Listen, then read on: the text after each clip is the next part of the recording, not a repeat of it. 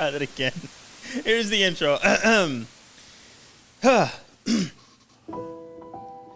All the way back in 1999, rap duo Blackalicious dropped a song called Deception. This track samples a 1973 song called Burnin' Love by a group called Black Grass. This same song was also sampled in 2015 by another rap duo, Ray Shrimmered. What do all three of these songs have in common? Well, I just told you. They all have different takes on the same sound. But it's deeper than that.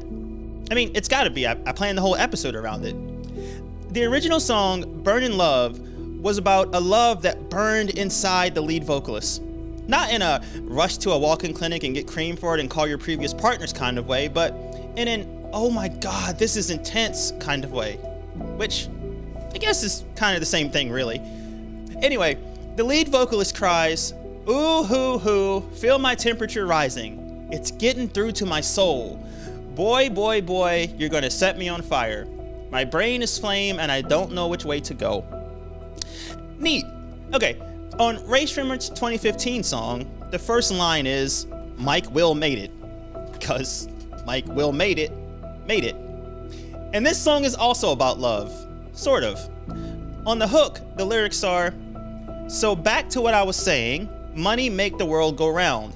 This could be us, but you playing, money make your girl go down." So yeah, it's about love. Love of money and what that money can do for you.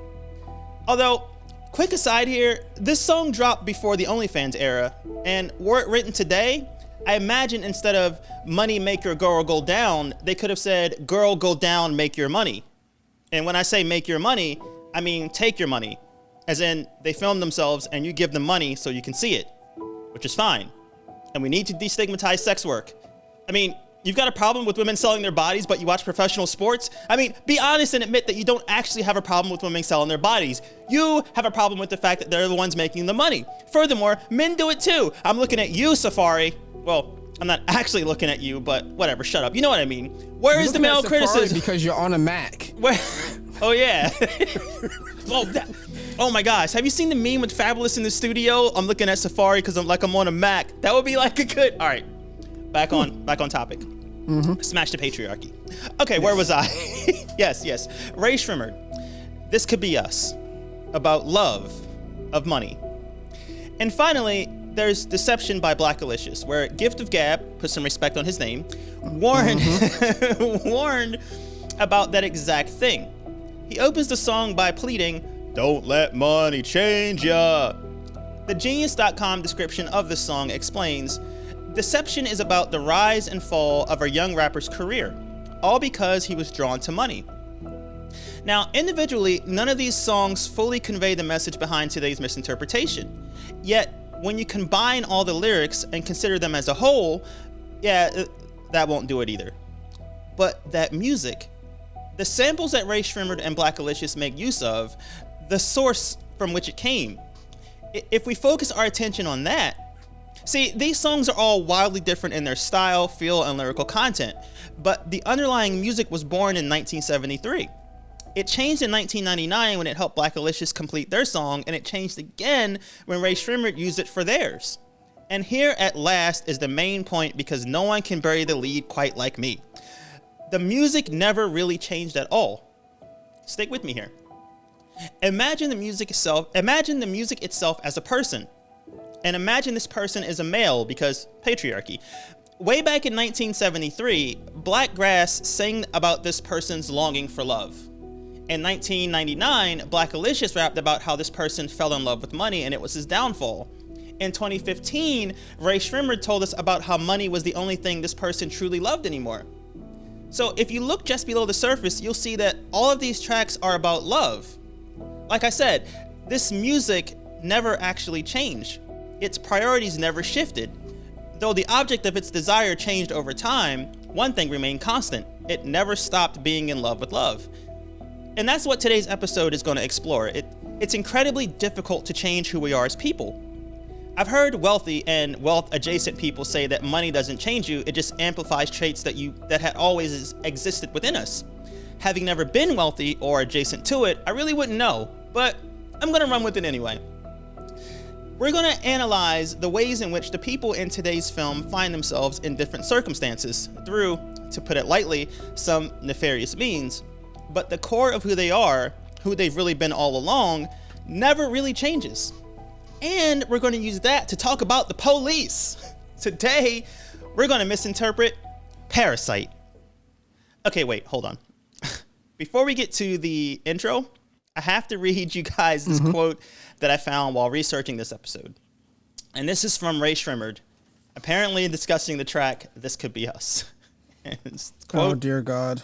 Quote, it's like, you're my ex, but you're playing. It's like, the video for this is going to be crazy. It's going to be not normal, take you out to eat. Like, we're going to be in space or something crazy. I'm going to be with my girl in space.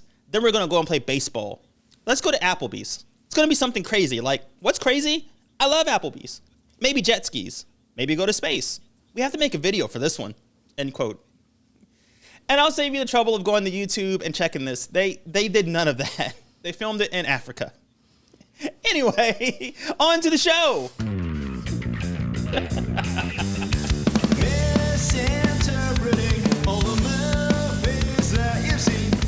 Everyone listening and not watching on YouTube, you just missed out on the face Joe just made.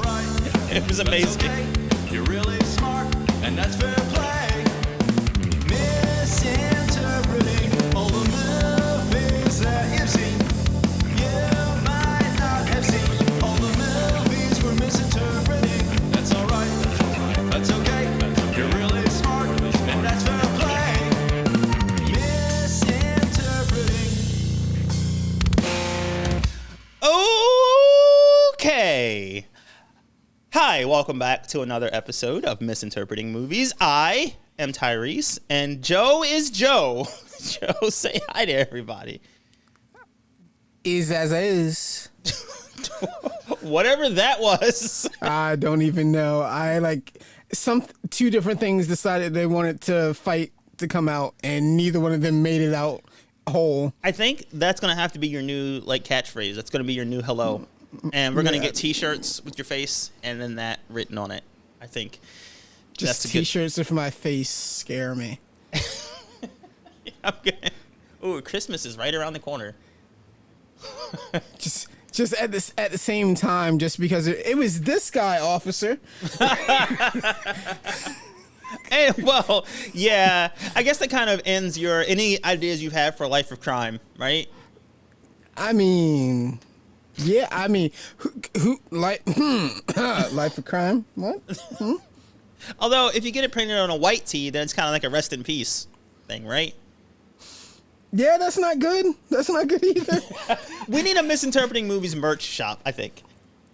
Oh, dear God. And I think putting your face on a shirt is what it's gonna put us over the top. It's gonna get me that new camera I've been looking for. It's gonna get us new microphones. This is just an excuse for you to say something outrageous and get me to make another face so you can put it on the shirt. Yep. Or if you don't, I'll just use the face you made in the intro, and I think that would work just fine. They went the fucking ass. We're gonna go to space. No. We're gonna go to Applebee's. No. We're gonna get on jet skis. We went to Africa. It was so random. When I had never seen the video before. And when I read that quote, I was like, I have got to see this video. And the whole thing takes place in Africa. I was so disappointed. You know, I was about to say it's almost worth it because this is the second Blackalicious reference that's been made. Oh, is it? Oh, dear God. Yeah. My memory is terrible, man. You got to help me out here. When I asked last week, yes, could you do it faster? That was the reference. Oh, yes. Oh, I thought you were talking about sex. That's a lie. That's a joke. Wow, you have proved so much about men with just that statement. No. I thought you were talking about, to be completely honest, I thought you were talking about Kanye West and Twista and Slow Jams. Like, baby, I can't do it that fast, but I know somebody who can. And then Twista goes, give me the. So no one knows what Twista was saying. That first album was so good. Like, why did Kanye have to go Kanye? I know. I miss the old Kanye. Yes. I miss Kanye before we knew who Kanye was. Yeah. Again, I miss Kanye when he seemed like he was a person that was interesting. Right. And it's like, you know, it goes back to this thing that I was talking about with this episode is the money didn't really change Kanye. Money just exposed who he always was, and we just had no idea. We had no idea. And if that's the case, he should have never got money. I know. And I remember how excited I was when that second album dropped, and I bought the CD and I was just jamming to it, and I was like, this is good. This guy is just up from here.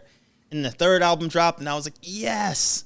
And then it was just, I got to know him better, and it almost makes me wish that social media didn't exist, so I would never know who he truly was. The music wasn't really the worst part. 808s, okay. Yeah, no, yeah, I agree with you there. The Weeknd would not have a career without 808s and Heartbreaks. Ooh, I need a button for hot takes, and I don't have any. But that's a good hot take. So that's a really good hot take. Even Black Skinhead, I'm sorry. Someone can put Black Skinhead on at any time, and it just washes over me, and it just. Well, that's my problem with Kanye, right?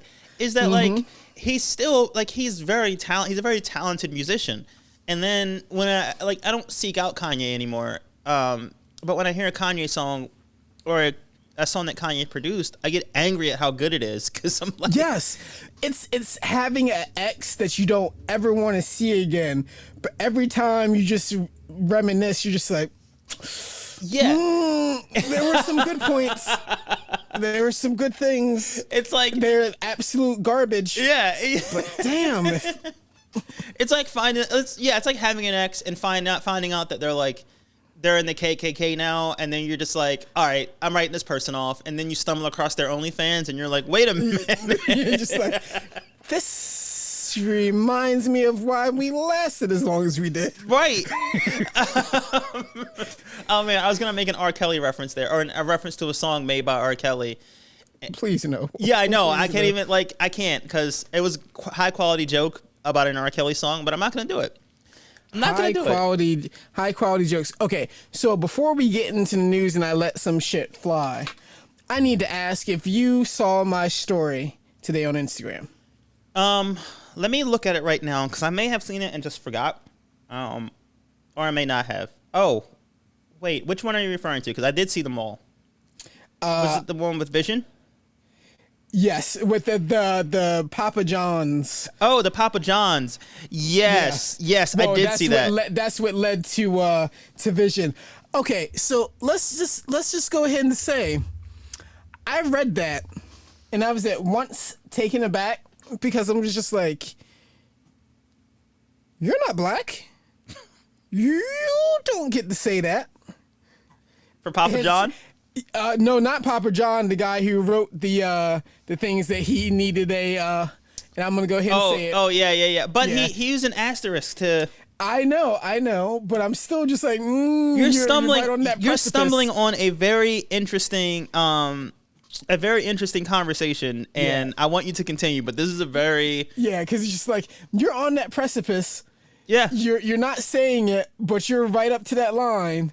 You're like literally like your foot is like just touching the line, just like tapping it, just to be like I'm right here. I'm right here. But on the other hand, fuck was that good? And I'm more mad that I didn't think of it and post it myself than I am that he tweeted it. There are so many good Papa John jokes. By the way, for those who aren't aware of the Papa John story, I guess we're officially in the news segment now. Yes. The Papa John story is that John the Papa, I don't know, I don't know.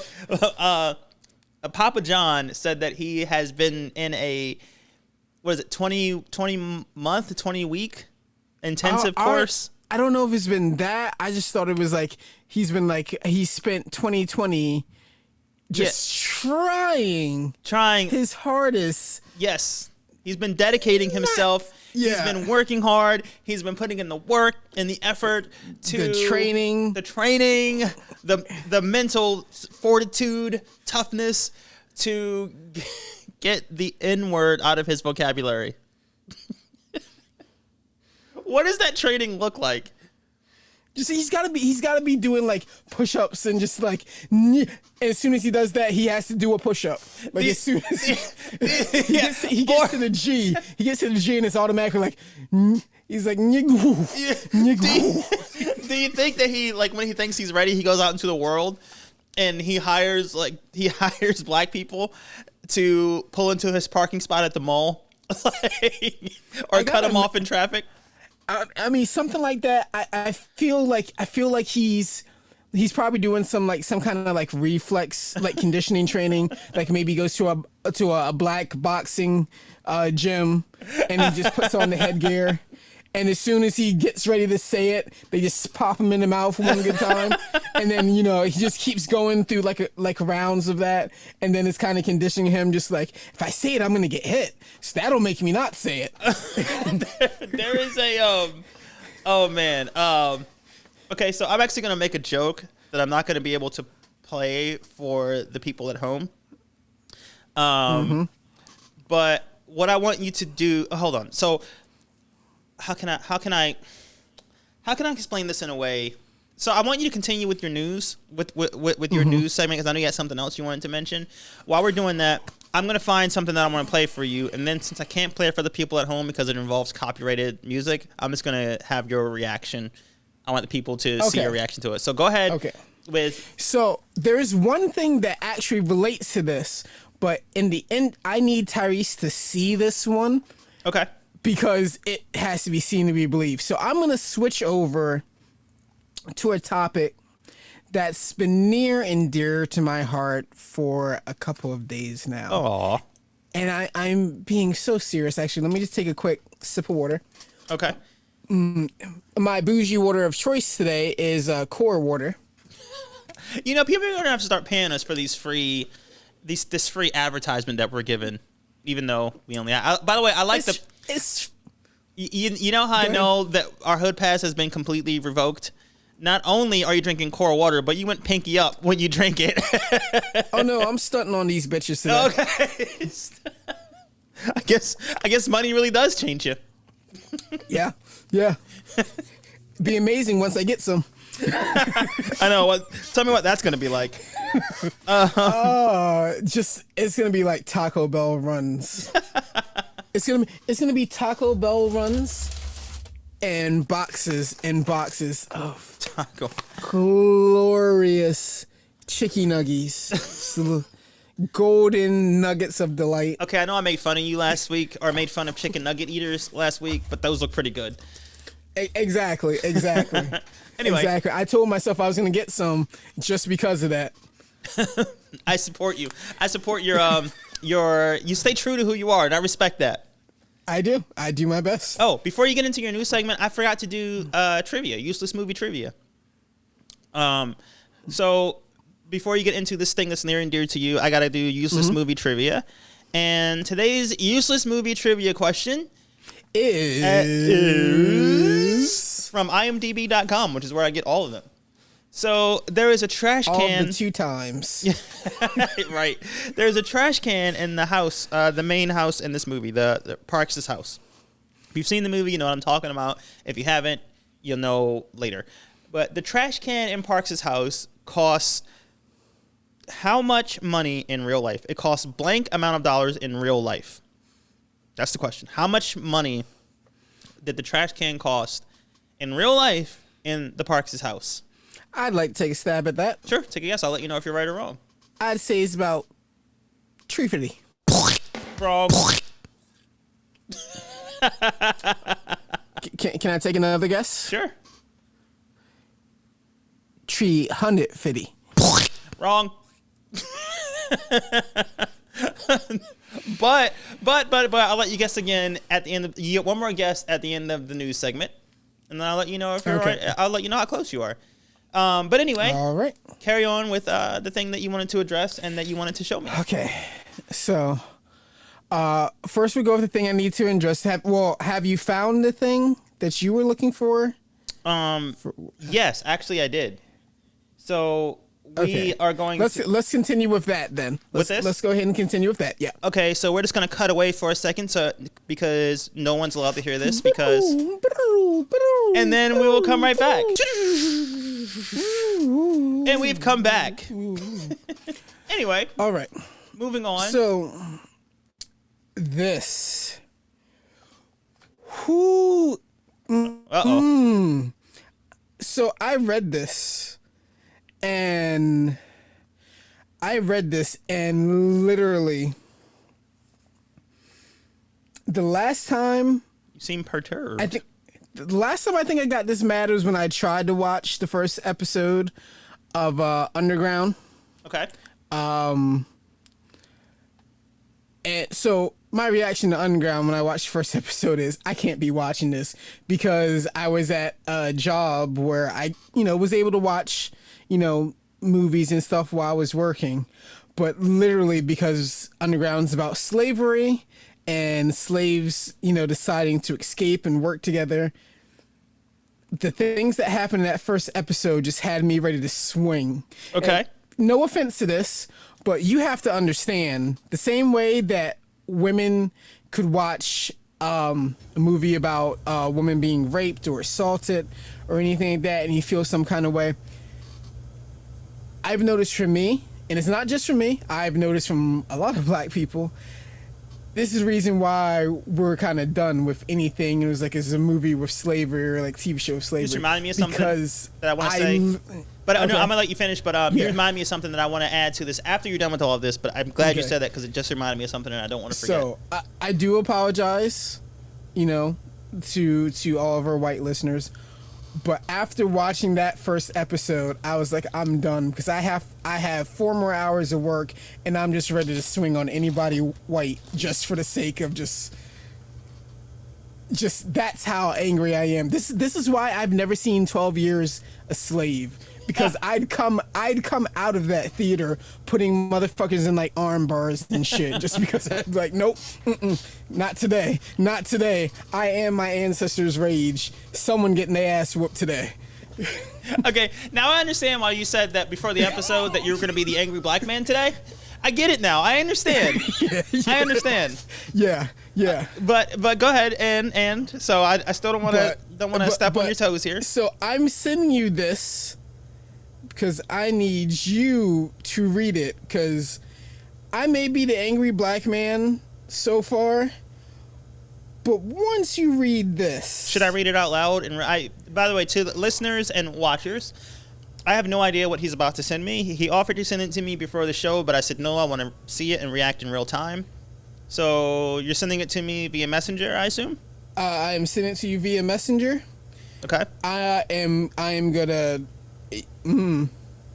Okay. First, you have... You don't have to read... You can read the first part, but it's the message within the message that is... Wait, what? Yeah. Wait, just what? I'm having trouble understanding what's happening here. So read the one from Lanasha the Seer. That's the one where it has the thing in it by Hunter Shackelford, which I'm trying my best not to say. I don't know if I'm seeing the right one here. Let's see here. Oh, I think this account owner limits who can view their tweets. Okay. Here's what we're gonna do.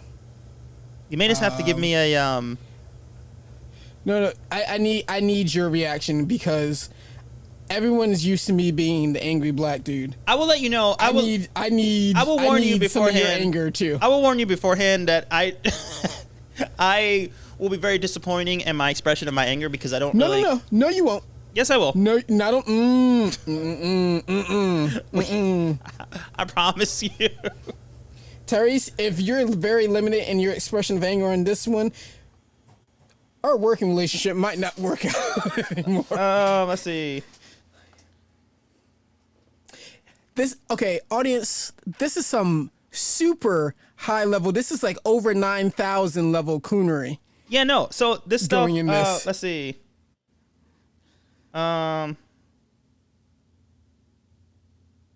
Yeah, no, see, here's the thing. Here's the thing. As I judge you, as I sit back and judge you, NAACP-ishly. See, this is the thing. I talk a lot. I spoke in the last episode about how I don't really get angry a lot. Mm-hmm.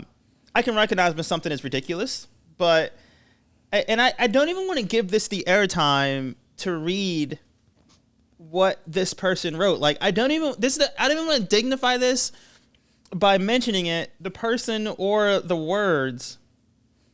Who even is this person? I don't know, but I want to dignify this with some hands right now. Yeah, I'm gonna Google this person's name. Just with fucking slave masterish fucking house Negro name. I hold back. See, if I can do it, Papa John, you can do it too. Well, this is a very much a conversation I have with people a lot. Is people for some reason feel like black people can't be racist. I don't know. Hey, man, I don't know, but this is an example, and I would love to tell people exactly what is happening here, but I don't wanna. So basically, this is. So you are literally leaving me out to dry on this one. No, I'm not leaving you out to dry. I'm leaving you. How can I put this? This. I don't even know. I'm having trouble processing my thoughts right now because I do adhere to the belief that, and this is just me personally. This is not for anybody else, just me. That when I let someone make me angry, then they have some level of control over me. But I don't. It doesn't mean I accept what's happening here, and it also means that like. The person who wrote this is really dumb. This is really dumb. And I will give you the option of repeating this. If you would like, you can recite this. I absolutely refuse to. So if you want to tell the listeners if you want to read this, then it's all you are free to read that post. But I am not even going to dignify this with any airtime on my tiny this airspace on this podcast because this person does not deserve it. I just Googled her. And I don't even want people to find her and go to her page just to be angry at her. I just don't. It's nothing. Anyway. Your turn.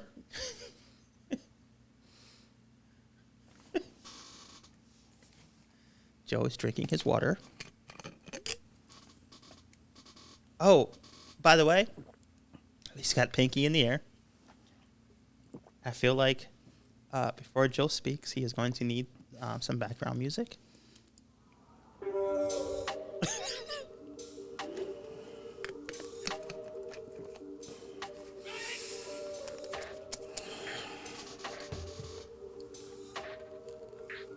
Tell the people what's going on. I'm having a lot of conflicting emotions. Share them all. That's what we do here.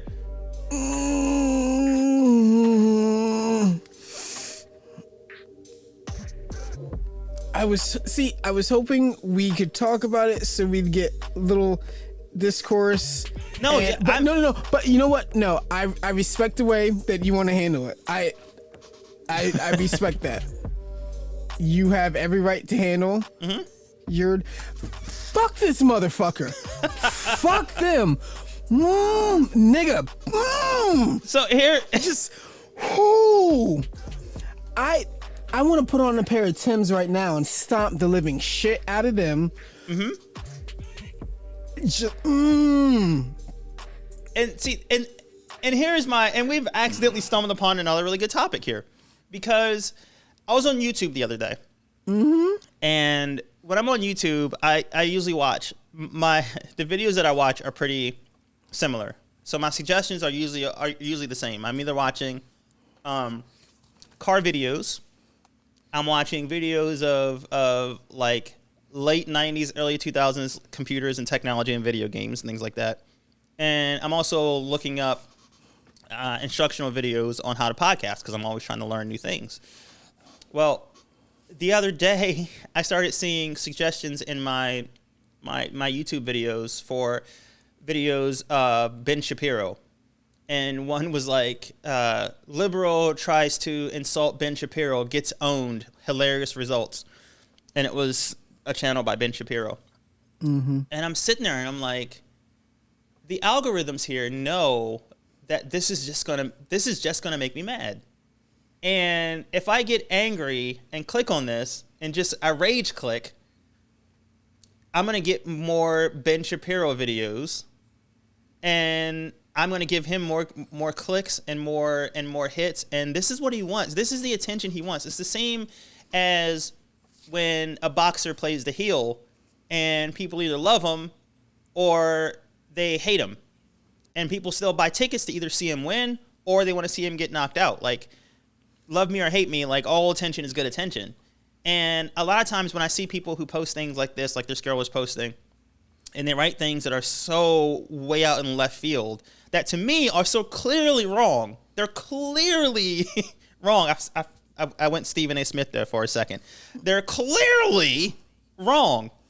I'm like, this person is either too far gone for me to even address, or they're doing this for clicks. They're doing this for attention.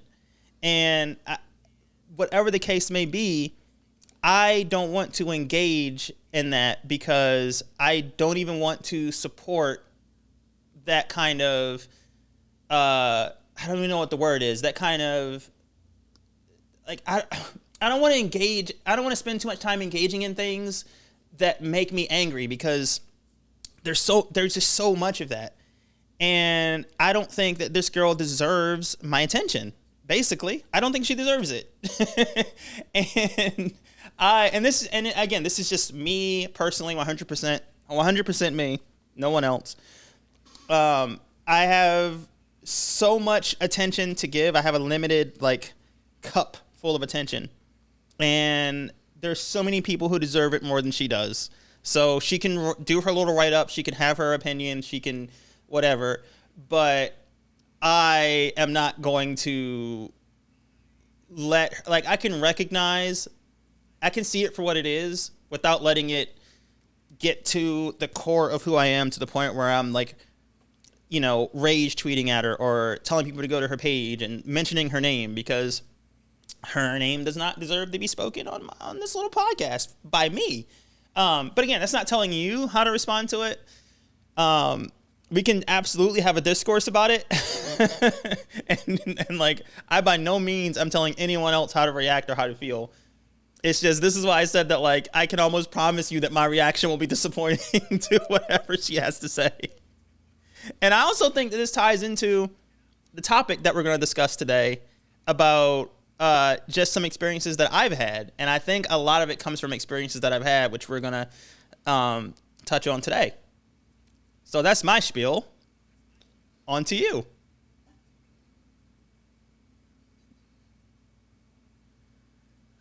There's a lot of dead air. I will just agree that she's dumb and move on. You can say whatever you want. No.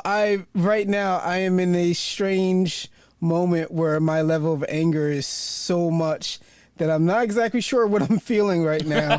And it's literally just, yeah. I got nothing right now. It's a funny thing because there have been times when it's rare for me, where I've been directly disrespected by someone in a racist way. It's super rare. Where someone is directly racist to me. It's common that people are racist all the time, but for someone who's directly point to me in person, internet doesn't count, but in public spaces where someone is like directly to me, racist thing, I don't care what you think, I'm going to be racist to you. You know, like I get a lot of low key racism or, you know, come on, you know what I mean, racism, but people who are just directly racist, it doesn't happen that often. But you know, I do get a lot of people who say things that are racist, but they leave themselves an out. Like the time someone told me, and I mentioned this on the podcast, I'm pretty sure it was with you because you're the only person on the podcast who I talk about this stuff with. But the person who told me that she's so tired of seeing people protesting, and they should just go get a job. So maybe they wouldn't have time to protest if they would just get a job and they wouldn't have anything to complain about. They can blah, blah, blah, blah, blah. Super racist, right? But not directly racist because she's leaving herself an out where she could say, oh, no, I wasn't being racist. I was just saying, like, you people should just get a job. That's not racist. People should get a job. And when in those situations, because of my past experiences, I'm able to keep a level head. And it's not for their sake. It's not for me to make things comfortable for them. It's never about them. It's all about me. But I'm able to keep a level head because just for me, I always try my best to not let people get me to that point, because for me, that is a level of control that I don't want people to have over my emotions. Again, doesn't mean it's okay, because I've called people out several times before. Like the time I made the woman cry in Panera, that was fun. But in my personal opinion, when someone gets me to that point, then now they're kind of controlling my emotions and how I feel, and I don't want to give anyone that like, who is this girl to put me in a bad mood for the rest of the night? Who are you? Like, and I don't even know if she means it. You know, and that's the thing. Like, I don't even know if she really believes this herself, because there definitely is a market for figuring out what is a popular opinion and then going the exact opposite of it. Like, when you see someone who is black who is like, I support Donald Trump and all of his policies and make America great again, there's a market for going against that, because people who are racist are going to love you and people who are black are going to hate you, and they're all going to give you that attention, because attention is what makes the money. And it's just like, I can't bring myself to feed into that to the point where I am letting myself be angry about it. And it's a fine line. This could be an episode all on its own about anger versus acceptance. And, you know, that could be a whole episode on its own. But I do think that in this episode here, as we go on to the thing that we had talked about before we started recording, I think that my mindset will make a lot more sense when I explain to you, or how I got here will make a lot more sense, because I feel like now it sounds a little crazy, but I think it'll make more sense when I explain how I got to here. And I also feel like this is going to be a long episode, and I'm absolutely 100% here for it. Oh man, I didn't even check our timer here. Yeah, I think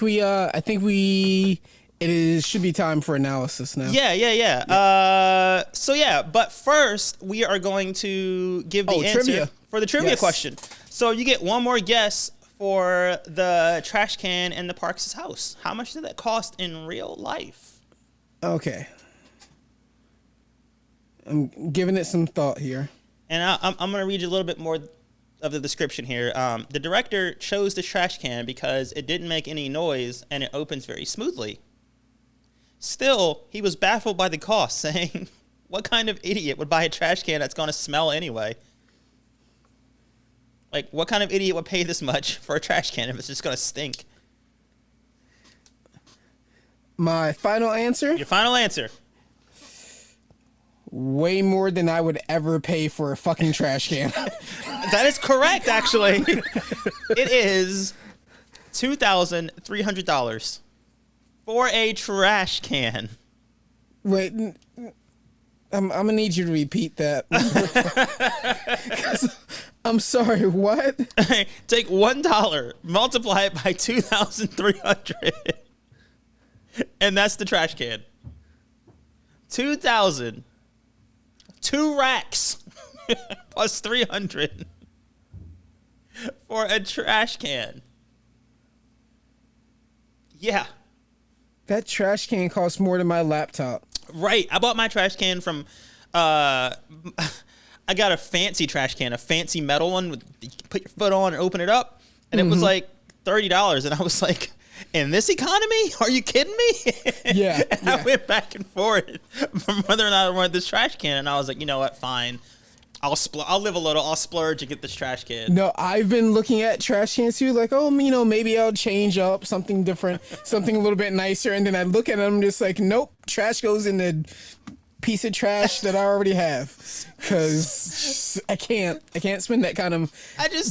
Did you ever think when you were like a teen and you're like listening to punk music and you're in the scene and you're like all about music and everything, did you ever think there would be a point where you're just sitting there going, you know, today I was looking at trash cans and the prices are outrageous. What is No,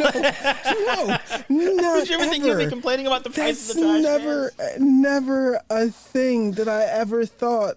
Yet here we are. Life comes at you fast. life certain. Wow. Two. Actually, I think I'm just getting a headache now. $300 for a trash can. Man, I can't imagine. Even if I was a millionaire, I can't imagine the opulence. Yeah, like that exists. Someone somewhere is buying that trash can for their, not for a movie, but for real life. Someone now is buying that trash can at a higher price because it's been in the movie. Yeah. Oh my God. I can't imagine. I just, wow. So anyway, I think we are ready for some analysis. And yeah, okay.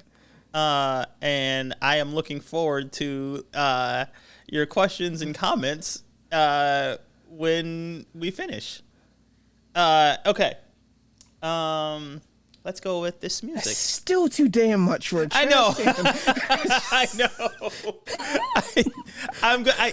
I wonder if I don't understand. Now I'm gonna rewatch this and look at that trash can to see if it's worth that much money visually. I bet it looks just like mine. Okay. I just like. I'm so broke that when I need a new wallet, and whenever I don't go out looking for wallets, but I'll see a wallet. Like I was in GameStop the other day, and they have wallets next to the register. But whenever I see a wallet, I always, no matter how much it costs, I look at the price and I'm like, well, once I buy that, I won't have any money to put in it. So what's the point? Right? Yeah. Oh yeah. I'm like, $30 for a wallet? Are you kidding me? I'll leave it in my broken wallet and hope my stuff doesn't fall out. I don't think I've ever spent that much for a wallet. I think the last one I got was at the place that shall not be named, and I got it at a discount. So since when do they have wallets? It was like maybe 2 years ago, maybe. I guess maybe 2 years ago, I think, and now it's falling apart. Which, I mean, what should I expect? They don't specialize in wallets. No. But all right, let's get started on this analysis, and then we can get into some more really, really good discussion. And here we go. Wait, first, were you able to watch any of this movie at all? Okay, see. No is a good answer. That's fine. I just want to know. I just want to know how lost you'll be. Like, I want to know how new this is going to be to you. Like I said, I have working knowledge of what happens in a very general. Dude, I fell asleep on Judas and the Black Messiah last night, and I literally only have like a couple more days to watch it before it's off HBO Max. Oh, see, I haven't watched it yet because I don't want to hate Lakeith Stanfield. So, like, yeah, I've heard that's a thing that's possibly gonna happen, but dude, the 14th is done. 14th is the last day. Oh, okay, so I gotta watch it then. So, yeah, because otherwise, I mean, not unless you want to pay HBO to watch it or whoever to watch it. Fine, I'll give it a look. But I'm not gonna be happy about it. Probably not. Okay, so Parasite. Here we go, and you can let me know how I do on this description. If you're completely lost, let me know. So since you haven't seen it, it'll be a good, you can let me know how you feel about the description. Okay. Here we go. We fade in on a dirty window overlooking a busy street in what can best be described as a South Korean version of an American hood. It's probably a lie to say that's the best way to describe it, but it gets my point across. We're in the ghetto, the projects, the slums, the Wilmington, Delaware of South Korea. And we're looking out into the world from the inside of a semi-basement apartment. This apartment is half underground and half above ground. If we view fully above ground housing as belonging to the upper class and fully underground basement housing as a sign of abject poverty, then the occupants of this semi-basement apartment occupy a space somewhere in between. Not quite middle class, mind you, still poor, but with the belief that with enough hard work and determination, they at least have a chance of moving up in the world into a new social class. And this isn't a misinterpretation. This is exactly what the director intended. And if you want to know more about that, I'd suggest you Google it, because I'm not going to spend a lot of time analyzing it here. We're wrong on purpose, remember? But even if we're not going to go in depth on this movie's commentary on classism, I am going to have to mention it at times in order to make this interpretation make sense. Anyway, we're in this apartment. The camera slowly pans down to show a young man typing away on his cellular phone. This is Kevin. Kevin lives in this basement apartment with the rest of his Korean family. His father Tyrell, his mother Lakeisha, and his sister Destinasia, or just Destiny for short. And I just looked up. I can't look at you when I do these because your little subtle head shake made me laugh. And for those of you out there who say you don't see race, you're lying, because I know those were all black names and I made them all up. Those aren't their actual names in the film, but their actual names are Korean, and I don't trust myself to be able to properly pronounce them. So instead of potentially offending Koreans, I choose to potentially offend the minority group that I belong to, the blacks. Now, before I continue reading from my script here, I have to say that I mentioned this portion of the script to a couple trusted friends, and they told me that this was problematic. That the fact that I said that I can't pronounce Korean names and I choose to replace them with other names is not okay, and that I should learn how to pronounce their names. My response to that is, though that is probably true, I do not speak Korean. I do not trust myself to be able to pronounce them in a way that won't come off as me doing an offensive Korean accent. And because of that, I only have less than a week to get this all together. I chose to replace the name, and I realized that may be problematic, so I decided to push it to the point of satire by giving them stereotypically black names. Because whenever names are Americanized, they're always very basic names like Bob, Bill, Kim. And I am deciding to use very black names to make another point. So yes, I recognize this is maybe problematic, but hopefully I won't get canceled. But if I do, Lexi, you can tell me I told you so. Okay? All right. And you're also in this on your own. Yeah. I wash my hands of the situation. Notice, that's fair. I said no names. That's fair. I did do this to you last week. I washed my hands of a comment that you made. So this is fair. Let's play. Yep. Let's start a pool to see who gets canceled first. And everyone makes a bet, and the winner gets the pot. Which one of us will get canceled first? All right. So anyway, that's a scary bet. I know. It could be either one of us, honestly. So anyway, yeah. Kevin, which is the only name I didn't change, is looking at his phone. Kevin can be a black name. Kevin could be a black name, although it would be like Kavan. Kevin Durant would like to speak to you. I know. Kevin Durant's barber would like to speak to him too. Anyway. Just kidding. He clearly doesn't have a barber. So anyway.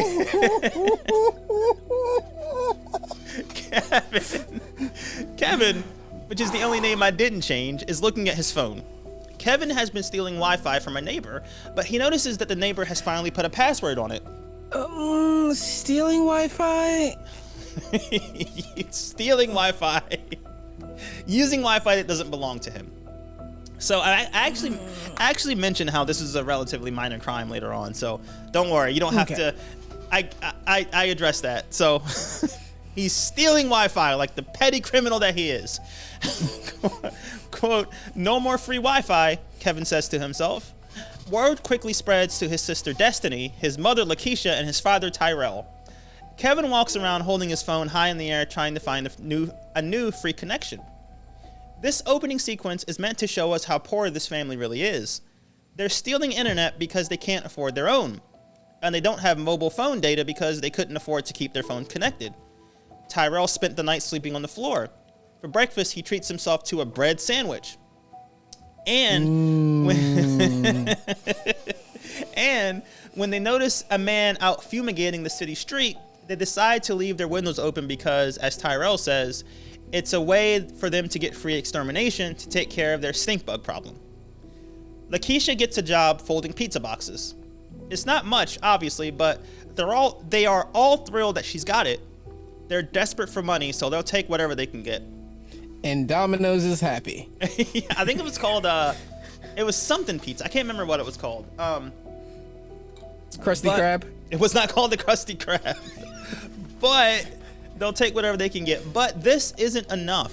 They need more money. That's why Kevin's friend presents him with an opportunity. There is a wealthy family, the Park family, whose daughter is in need of an English language tutor. It's an easy job, according to Kevin's friend. There's only one small catch. Kevin has to lie and say he's a college student. Kevin agrees and has his sister forge some documents that he takes with him to his first day on the job. He shows up to the Park family home, a beautiful home that once belonged to a notable architect, and meets the housekeeper, who introduces him to the matriarch of the Park family, who I'll call Moesha. Moesha glances at Kevin. To the O to the. I knew it. I knew you were going to do that.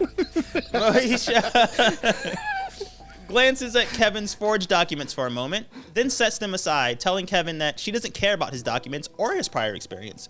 Her previous tutor, Kevin's friend, recommended him. And if Kevin was good enough for him, then Kevin is good enough for her. I mention this because Kevin lied his way into this job when he really didn't have to.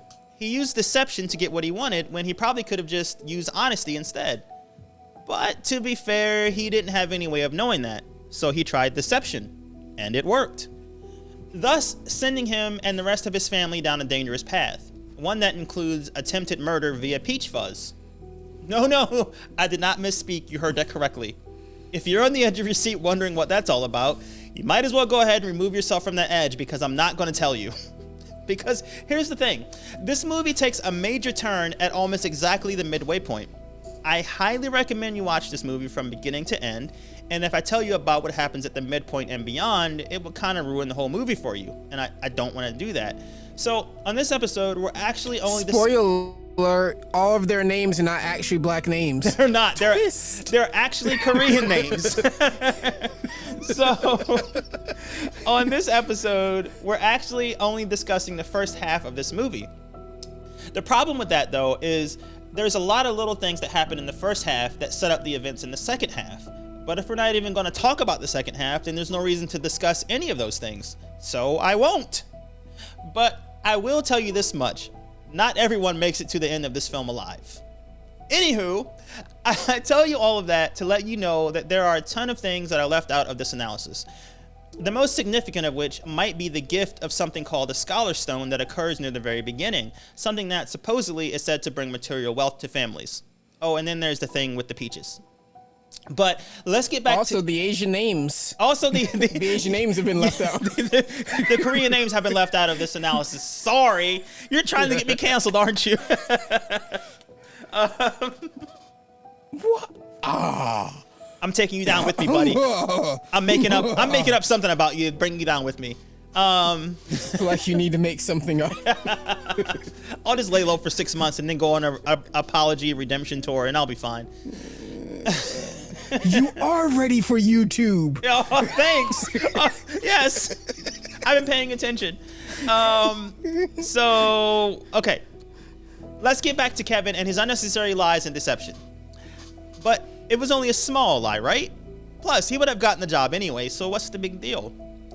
The big deal is the lies don't stop there. Kevin's sister needs a job, so he lies and tells Moesha that he knows of an excellent art therapist for her troubled child. Obviously, she's neither an artist nor a therapist. Moesha's husband needs a new chauffeur. Kevin's dad lies his way into that job. And finally, the Park family needs a new housekeeper, and that job goes to Kevin's mom. The entire family has lied and deceived its way into this wealthy family's world. Of course, the Park family doesn't know that all of their paid help are members of the same family who live together in a tiny semi-basement apartment. Oh, and the Park family is very generous with their payments. They have a lot of money to spare, and they're very okay with giving that out. Considering this, the tutoring job should have been enough for a family that had, in the very beginning, celebrated a job folding pizza boxes. But it wasn't. They saw an opportunity for more money, so they came up with the idea of a fake art therapist. But even that wasn't enough. The chauffeur and housekeeping jobs were particularly troubling because there were already people getting paid to do those jobs. But Kevin's family came up with elaborate plans to get the previous help fired so they could move in. If you're following along with me, you're probably thinking that this is how the movie earned its title, Parasite. And you'd be partially correct. But then the second half of the movie happens and, well, yeah, we're not even going to talk about that. And then that happens. But in the intro, I mentioned the song Burnin' Love. I talked about how the music in that song was sampled by 2 other songs. The songs all had different lyrical content, but the underlying subject matter was the same, the love of love. The underlying music went on a journey of sorts, but the core of what the music stood for, what it represented, that never changed. Neither did Kevin's family. When they didn't have any money, they lied to get what they needed. When they started to get money, they kept lying to get what they needed. We could discuss classism, wealth redistribution, moral relativism, blah, blah, blah, whatever. But that's what this movie is actually about. And that would require an accurate analysis, and we don't do that here. Our misinterpretation is simple. In the beginning, Kevin and his family did what they needed to survive. But as the film progressed, they no longer needed to do those things, but they continued to do them anyway. In the first scene, when they're stealing Wi-Fi, it's understandable. Their phones got disconnected because they couldn't afford to pay their bills. They needed to steal the Wi-Fi so they could check on potential jobs. And that's how they got the job folding pizza boxes. Plus, I mean, is stealing Wi-Fi really stealing? I mean, But as they started to earn more money, their lies, theft, and deception only got more elaborate and more harmful to the people around them. More money and an increased status did not actually change them at all. It only amplified who they were all along. And that brings us to today's topic, the police. Or law enforcement in general. Because when it comes to law enforcement, there seems to be 2 diametrically opposed points of view. Some say ACAB, all cops are bad. Others say ACAG, all cops are good. Okay, actually no one says ACAG, but they do say Blue Lives Matter, which is essentially the same thing. But is the truth somewhere in the middle? I don't know, but that's what we're going to talk about today.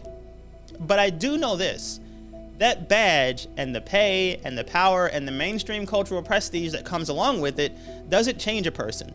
Again, it only amplifies what was already in that person all along. How do I know that?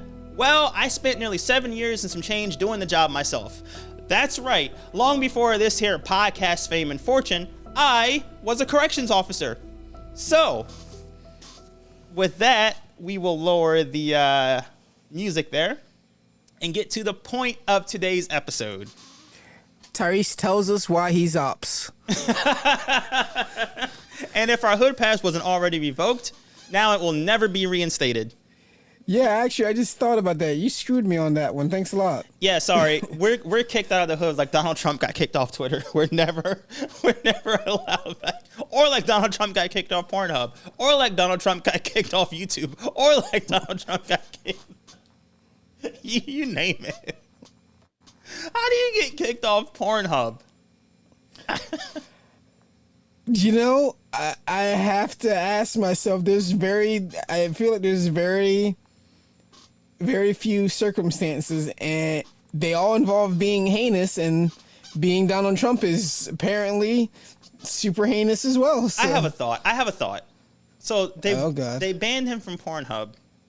And one thing that no one ever thought about, because why would you, is does that mean he had to have an account there? And if he had an account there, what do you think he had saved under his favorites?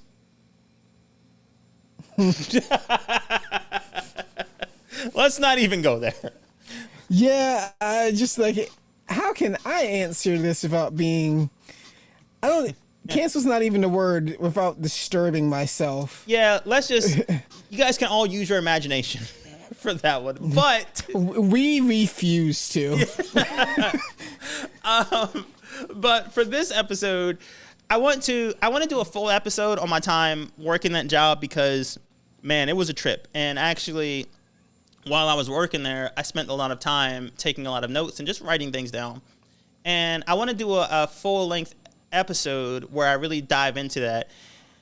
But I'm actually having trouble figuring out what parts of the job are worth mentioning, because I did it for so long and I got so ingrained in that, kind of, for lack of a better word, culture, that I don't know what's worth mentioning and what's not. The same as when I was doing the episode about recording podcasts. I do it so much that I don't know what's noteworthy and what isn't. So this episode is going to kind of double as, the topic that I mentioned, but also as a live preparation for the full-length, in-depth episode about that topic. And I want you, Joe, to ask me questions and talk to me about things and just discuss the job and like what it required. And when I said in the opening script that people don't really change, well, how does that fit in with me working that job for so long? Did I change? Well, how did I last so long? Or if all cops are bad, am I bad? Is it all cops are bad except me? Like, yes. Is that my opinion on this? Like, is that a little bit hypocritical? So I want... No, you include it. Yeah, so I don't know how to address this. So I need you, sir, to ask me questions and kind of talk about that. I am needed now. You are needed now. You're not just needed, you are wanted. But before, while you take the time to process that, I want to just say that one of the reasons why I go on. My phone just said my thing says poor connection. I don't know if it's on my end or your end, but whatever. We're just going with it. Can you still hear me? Can you still? Oh gosh, did I lose you? Poor connection on mine. I don't know. It just says poor. No, it's better now. Here. It's better now. Okay, I can see you. Okay. Okay, it fixed itself. And one of the reasons why I want to do this episode is because I hear a lot of the discourse on both sides, but both sides of the extremes of all cops are bad and all cops are good. The thing that bothers me more than anything is the all cops are good crowd, the Blue Lives Matter crowd, because it blows my mind that people find it so hard to believe that some law enforcement officers are bad at their jobs. And no, they don't. I don't know if they feel that they don't believe it, because I hear plenty of those same people bitching and complaining if they get like a speeding ticket or something. I think it's more just the fact of the people who are supposedly being impacted deserve what they're getting, at least in their eyes. Okay, like, there's no that makes sympathy. sense. That makes sense. But and in these situations where I guess I'm coming at it from the sense that, for me, I believe that when a cop murders a black person, that's bad. And I guess that other people don't feel the same way. So when I say that a cop murders an innocent black person, I'm like, that's a bad cop. If you don't think that's a bad thing, then you won't think that cop is a bad cop. Fair. Yeah. Okay. So I just wanted to talk about that because, I do think I have a somewhat unique perspective on that. So Joe, I'll let you take it away because, just ask me questions about anything you would like, and then we'll let you kick off the conversation that way. Anything you want. Well, Actually, I think it'd be good for people to hear how you started. Okay. Just to give some context, because if you're talking about the changes that people have, you know, when they gain power, when they gain money, people need to see you going from the job you had before to working in this. Okay. And that. Yeah. So how did you initially go get the job, and how did you initially feel about taking on the job? Okay, so I hate people and I love power. No, I'm kidding. That's a joke. I hate people. No, it was power. It was really pretty simple, right? Like, it was a job that I knew that I was able to do. And, you know, at the time I hadn't done any college. I was maybe 3 years out of high school. I don't know how many years I was out of high school, but about something like that. Yeah, about 3 years out of high school. I didn't have any college, and this was by far the best paying job for someone who didn't have any college education.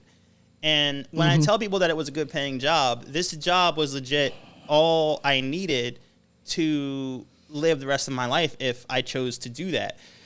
So when I started working this job, within a couple years, I was only working this job exclusively. I wasn't doing any overtime or anything, but I had my own, I bought my own car. I had my own apartment, living by myself. I was paying all my bills by myself. I was supporting myself 100% with just this job.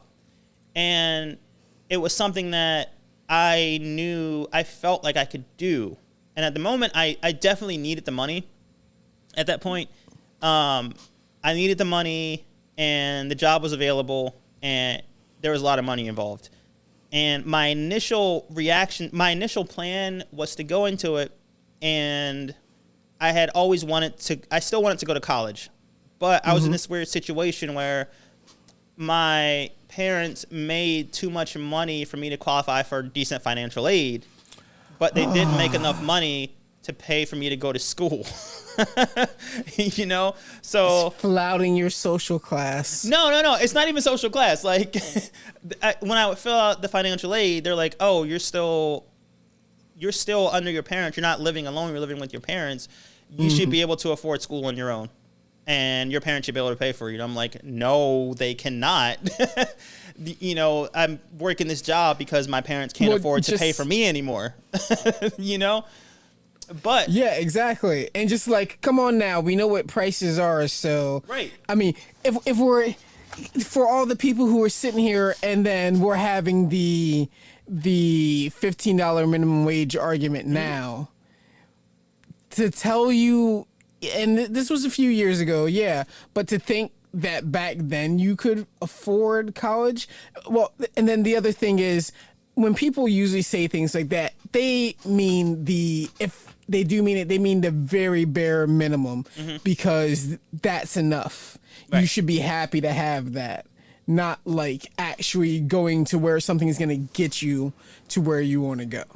Right. Yeah. And now, mind you, like, I was doing things the quote unquote right way, right? Like, so I couldn't afford to go to school. So I found this job that would pay a bunch of money. And I was like, all right, I'm going to work this job for X amount of time, save up some money. And when I save enough money, I'm going to pay to send myself to school. So it's like, you work, put myself through college, and, you know, I'll get out of this job. I'm only going to be here for a little while. And then I started getting paid.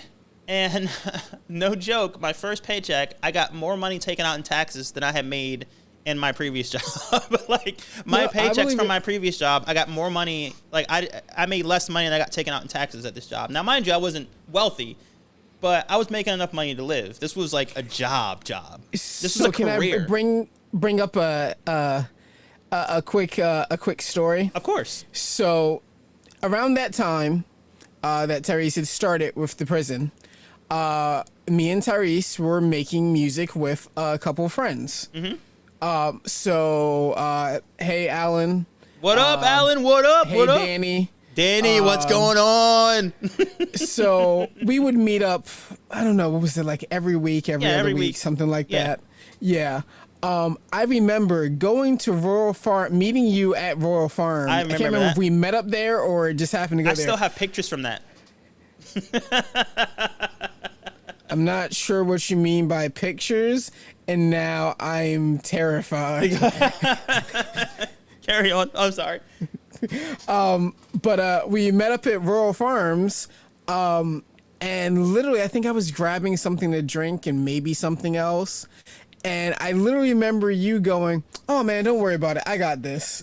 Just like out of the blue. And it wasn't like a flex or anything. You were just like, "Oh man, I'm getting some stuff for, myself. Here, just go ahead, just toss this in." You have to understand that at that time, not only was I making more money than I'd ever made at any point there, because before I was working like part-time jobs at a video store. Like I was making enough money to put gas in my car and buy CDs every week. That was it. But I was still living at home, so I didn't have any bills. I was still driving my mom's car. I didn't have any bills I had to pay. And I was still driving my car at that time, but I didn't have to pay any bills or anything. So all this money I was making was rest in peace to Gio. Right? All this money I was making was going directly to me. So I'm like, look, I have it. I have money. Like, I got you. Like, it's fine. Like, it's just, I don't really care about this stuff anyway. Like, and it was just I always thought about it because it was just like it was definitely a sign of like things had changed, and not in like a bad way, right? Not even necessarily in a good way, but it was just like that was just like, oh, okay, things have definitely changed, right? And like things are new now. Yeah, and it was like, and that was with where I grew up and the opportunities or lack thereof. And just the opportunity that I had to, with no, post high school education and just the limited number of jobs, I'm like, oh wow, like I kind of lucked into this because luckily, I don't have any felonies on my record, so I kind of lucked into this this opportunity, and I'm like, all right, well, I'm gonna take advantage of it and make all the money I can make. And I also really didn't want to deal with any actual work.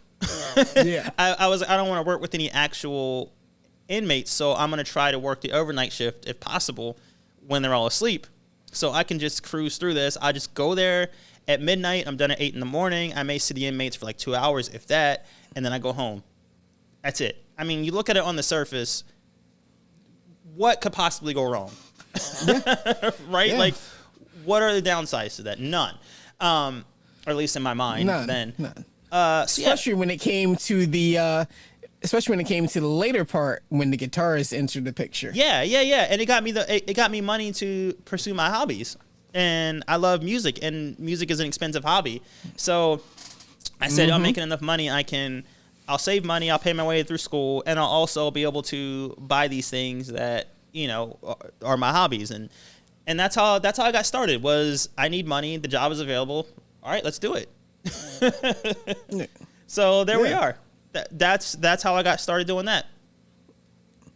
So if you could,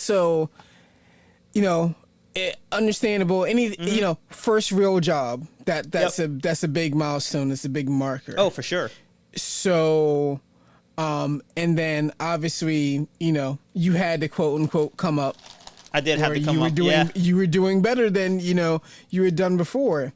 So, how about what it was like when you first started? Like you had all of the everyone has like the nervousness and stuff when you first start a job, especially if you start like a particularly like big important grown-up job.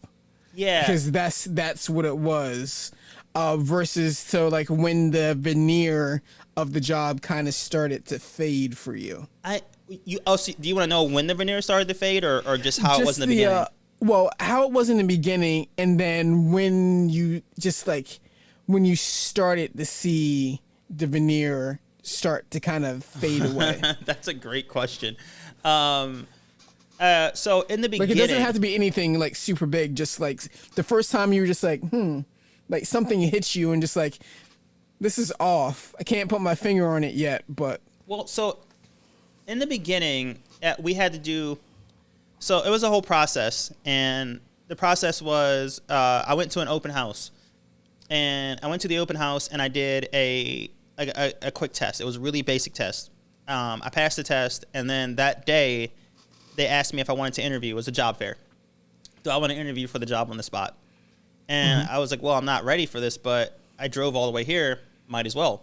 For anyone who lives in Delaware, I was living in Sussex County at the time, and the job fair, like lower Sussex County, and the job fair was up in Dover. That's about, 45 minutes, you think? Yeah. About 45-minute drive. And my dad had drove me there. And my dad was like, we're already here. Do you want to take it now or come back in a week? I'm like, you know what? Let's just do it. And at this point, I really didn't care whether I got the job or not. Honestly, I was like, if I get it, it's cool. It's a ton of money. If I don't really want to do this anyway. So let's just get it over with. If I pass, I pass. If I fail, I fail. No pressure. I legit don't care either way. Yeah. So I took this test, and I ended up passing the test, and I did the interview, and I did fine on the interview, and they were like, all right, we're gonna hire you. You gotta, here's a sheet of all the paperwork you need to bring back. Come back in a week. We're gonna fill out the paperwork, blah blah blah, boring stuff. And then we had a date set for my training. It was 2-month training. And when I first got there for the training, it was a little bit, it still didn't feel real, because it was very structured and organized, and every day we worked on something different, but it didn't feel real. Like, I don't know what I was expecting, but I'd seen documentaries on like Navy SEALs training and like. Okay, yeah. But it was. No, I remember because we talked about it, and I think we all spoke of it. Just like, man, it's like Tyrice is going off to like boot camp. Yeah, it was nothing like that at all. Yeah. And especially because I played sports my whole life, and it was just like I had gone through tougher training at wrestling camps. You know what I mean? So it was just like that wasn't hard for me. It was super easy. Now, were you doing jiu-jitsu at the time, or did that come after? That came after I got the money, so I could afford it. Good point. Yeah. Good point. But it was really weird because at first I was like, this is cool. This is really easy. I can just kind of skate through. I'm still getting paid my full salary minus hazardous duty pay. And for people who don't know, hazardous duty pay is like because you might die money. But you don't get that money until you start working in the actual prisons. You don't get it for training. So for training, you get all of your pay minus the hazardous duty pay. And that was, I believe, this was in 2005, and I believe the take-home pay was somewhere around like between $700 and $800 every 2 weeks, right? And this is just for training. Like, I'm just doing this. I'm like, wow, this is it. This is cool. And it was fun. It was fun at first. But then as training goes on, I'm kind of like, wait a minute, this is too easy. I'm like, this is nice that I'm skating by, I'm getting a paycheck, but like in a month, I'm going to have to actually go into a maximum security prison, and I don't feel prepared at all. Yeah. It's like when you lie on your resume and then you get to the job and they're like, all right, now you got to actually do this work. And I'm like, okay. And then I start thinking to myself, okay, would it be the worst thing in the world if I just went through the training and just quit on day one? And if I just made this training money and then when they assign me to my prison, just quit? So I thought about doing that, but I stuck it out. I did really well, and I think I finished like second in my class or whatever. And then I was like, all right, well, when you graduate, you can pick which prison you want to work at. There's 3 major prisons in the state of Delaware. 3 major prisons that for like 3 major options, and you can pick which one you want to go to.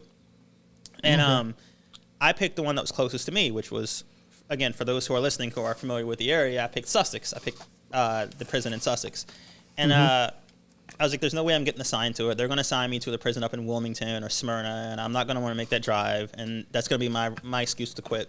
Well, Smyrna for many different reasons. Oh, yeah. We're going to get there. Don't worry. I was like, I'll go to Sussex because it's closer to me, and I hear it's the easiest one to work at.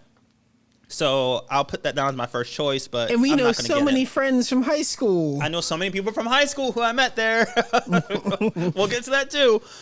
So I actually got assigned to Sussex. I got my first choice, which doesn't usually happen. But I got assigned to Sussex, and I started working there. And again, I was like, that nervousness again on my first day. I was like, oh gosh, I'm not gonna be able to do this. I'm not gonna be able to do this. But it was cool of them that my first few days on the job, they didn't put me anywhere alone. I was there with other officers, so I just kind of sat in the background and watched them work, and that was cool.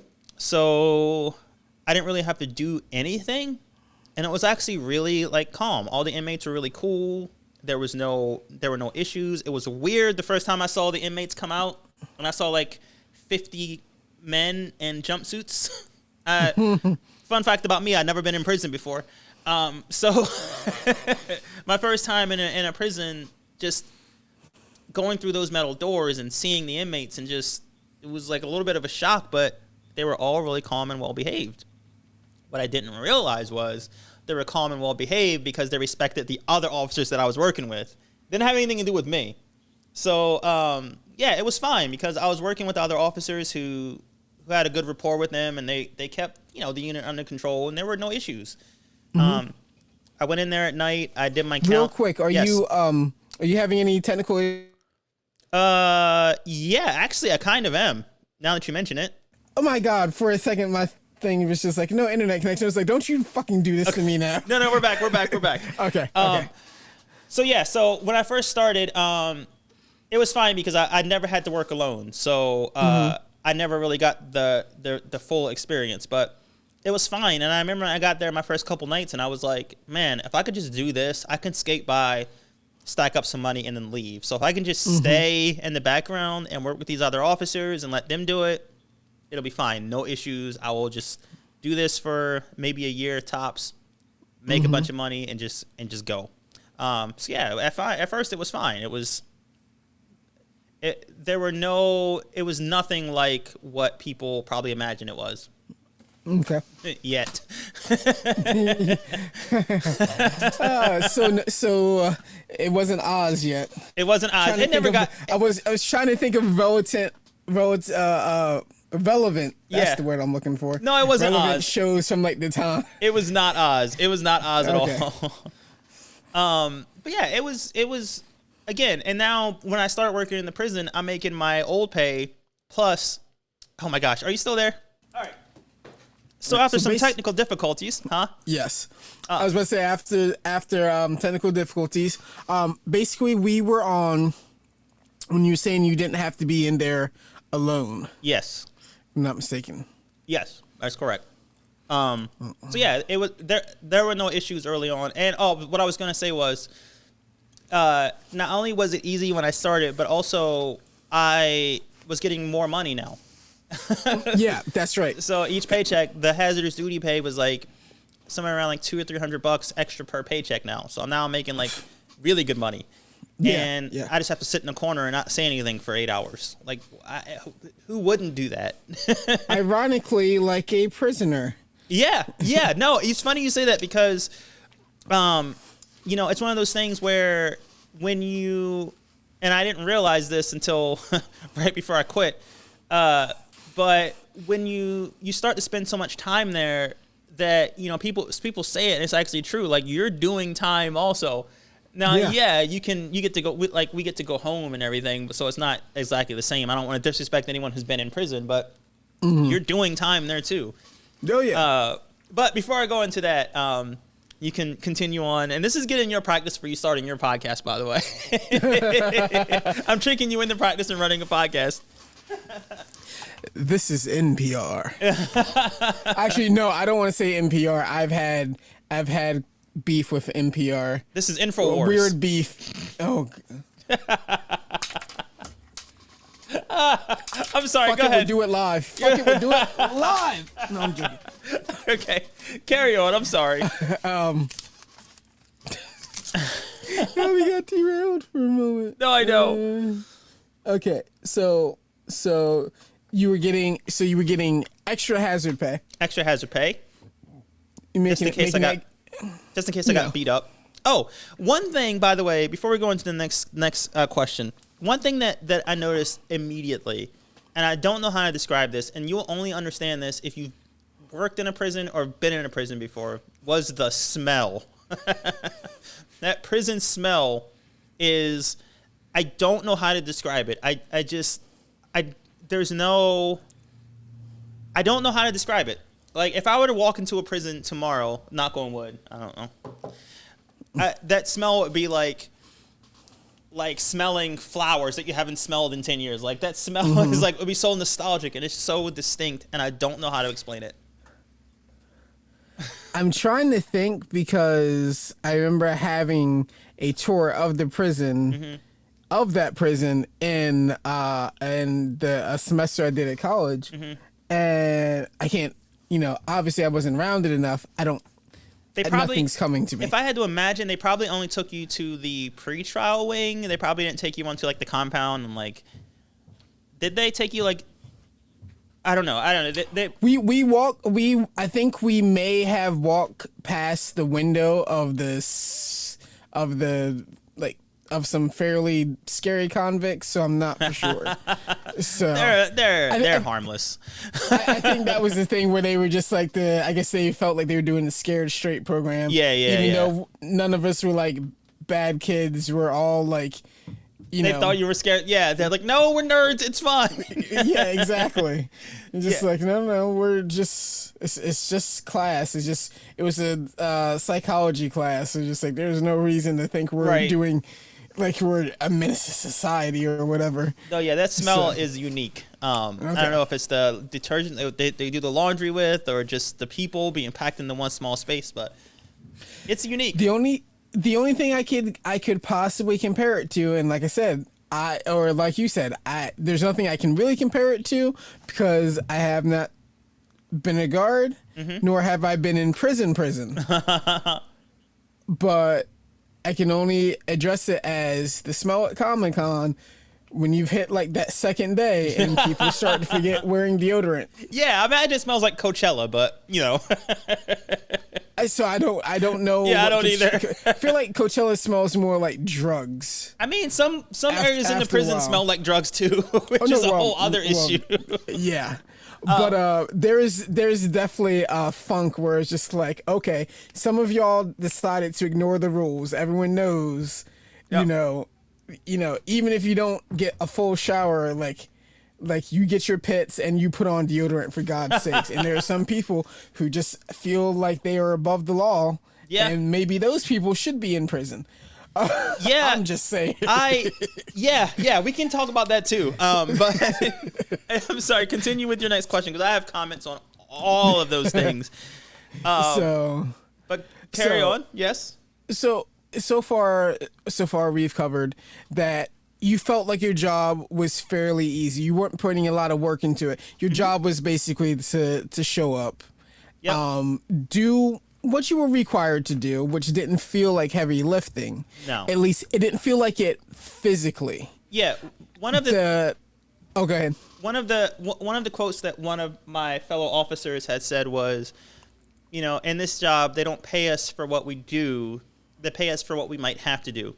So you may spend 364 days out of the year just coasting, and on that one day, you may earn your entire year's paycheck in one day for what you'll have to do in that one day. Yeah. So that was pretty insightful. But anyway, but for the most part, there wasn't really any heavy lifting for me, especially because there wasn't any real moral. There weren't any really moral questions back then. I didn't really stop and consider if I was part of a bigger problem, or if I was perpetuating or supporting a much larger problem. I was just there to do a job. You were just showing up for work. Those thoughts, I started when I was 20 years old. Like, those thoughts never entered my mind. I started like a couple months shy of my 21st birthday. I wasn't thinking about any of that. Yeah. But yeah, so you were saying? So I guess the next question, I'm trying to cover the swaths of time that you're going through. So at this point, everything's still going fine. I don't want to ask where it really started to bother you, but I want to ask, what's the first thing you can remember, as best as you can remember, that kind of hits you, that made you go, like, you kind of had to stop and pause, even if you even if you like Good shook question. it off like later afterwards, but the first thing that you can think of that was just like, Great question. I was working in a building called Merit Building, and Merit Building was the building where you had to have a long. First of all, you had to have a long prison sentence. You had to be there for a while, and maybe you were never going home. So Merit Building was, as the name implied, you had to have some kind of merit to get there. So you had to have, one, a lot of time, and two, you had to have not had any infractions for a very, very long period of time. No write-ups, no anything to qualify to go there. So basically, it's a place where the people who, everyone there is really, for lack of a better word, well-behaved, because it's about as far as prisons go, it's easy. It's easy time. I mean, all time is difficult in prison, but it's easy. So even the people who are doing things they're not supposed to be doing, they do a good job of hiding it, if that makes any sense. Like, no one is aggressively confrontational, so it's easy for the officers, it's easy for them, it's really laid back, everything is just cool.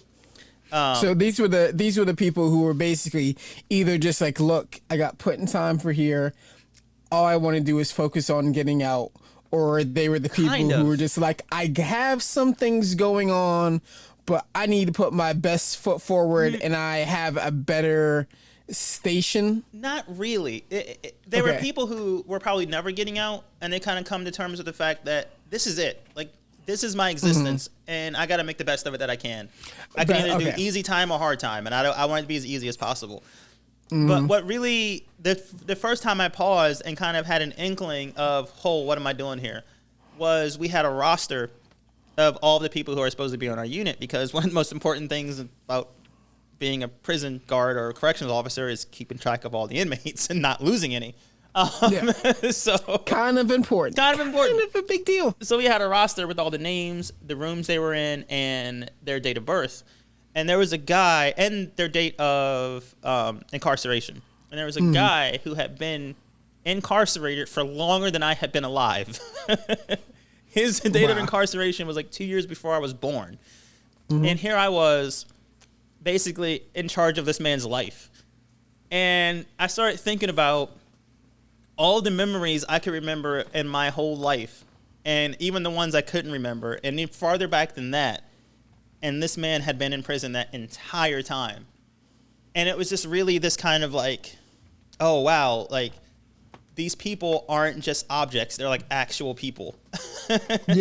And that was the first moment where I paused, and then I was just like, oh, you know, but I have a job to do. So I got to do my job. So I continue to do my job. But that was the moment where I was like, whoa, this is real. This isn't training anymore. But that's also where the justifications come in. Oh, I have a job to do. Oh, well, this is a prison. They had to have done something. There's a reason why that, not necessarily saying like, obviously you're not, I don't think you were like going like everyone who's in here deserves to do hard time or whatever. No. You're just like, I'm sure there's some people who like had a bad hand or whatever, but for the most part, like people are here because. And my mindset was also shaped by the fact that, like you said, a lot of people who I went to high school with were in that prison in particular. Yes. So you knew they should probably be in. That's not what I was going to say. But no. But at the same time, you're like, not you're surprised. Not exactly wrong. Yeah. No, but at the same time, like to be clear, I felt like most of the people who I went to school with who were in prison should not have been in prison. Mind you, did they break the law? Yes. Did the law say they should go to prison? Sure. Were the laws fair? Probably not. Look, I bring that up only because that was just a running joke for the longest time. Where we're just like, oh yeah, such and such from IR is here, and it's just like, it was really awkward for me because like I would see them and like I don't know what to say because I can't say how are you doing because I know how you're doing. You're in prison. Exactly. I don't know what to say.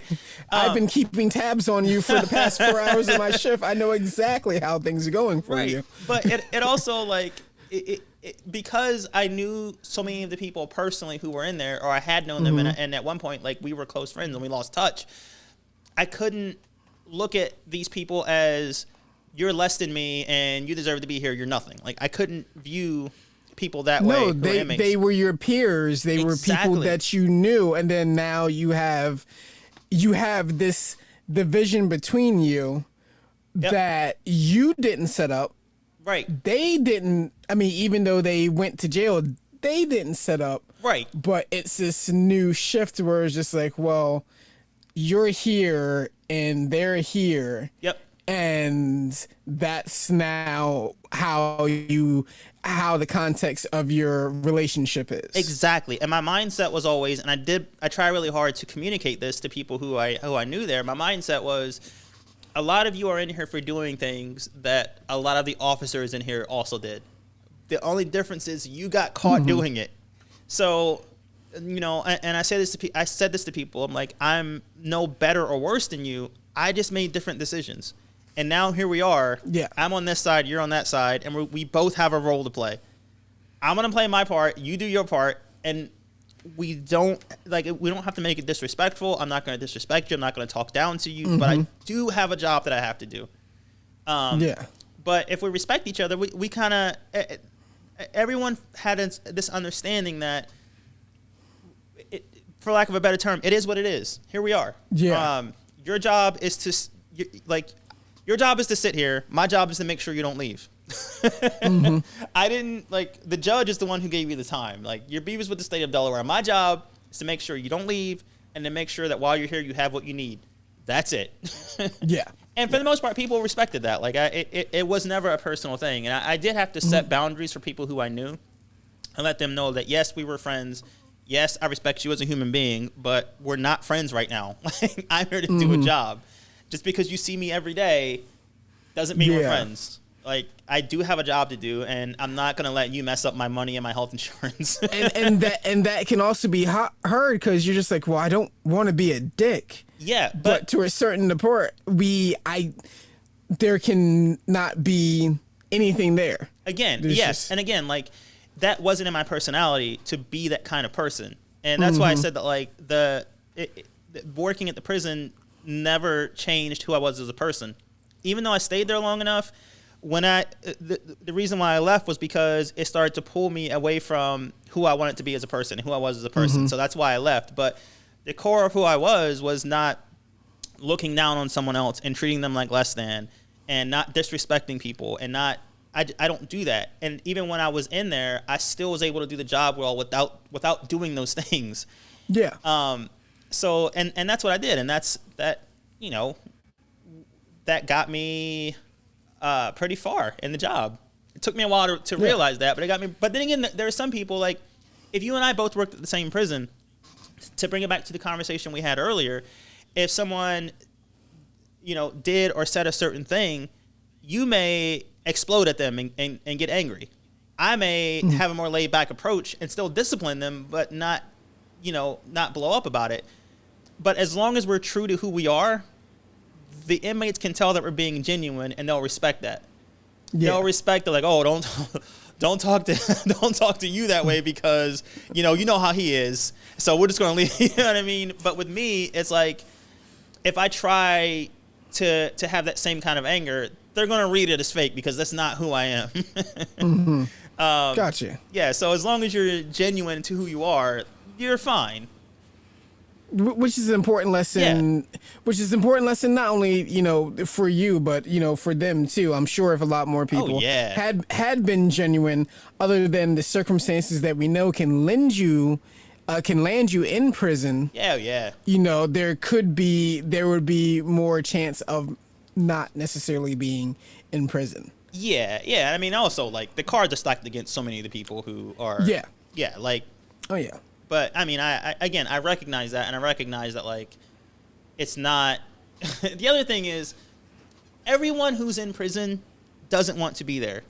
Inmates don't want to be there, obviously, and the people who work there would really rather be doing something else, making the same money. Yeah. Oh, yeah. I didn't want to be there. If I could be making that much money doing something else, I would. But we're all here because circumstances dictated that we have to be, and here we are. Exactly. So yeah, I'm sorry, I got off on a tangent. No. But I mean. You're bringing up good points, and it's all lending to the same thing of seeing how keeping your integrity, staying the person you were before things change because of starting that job and everything. Oh, yeah. So you brought up an interesting point about about some of you were in here for doing the same thing that the guards do. You just got caught. Mm-hmm. Or in certain cases, you could say guards kind of get let off with a little slack because, of their position.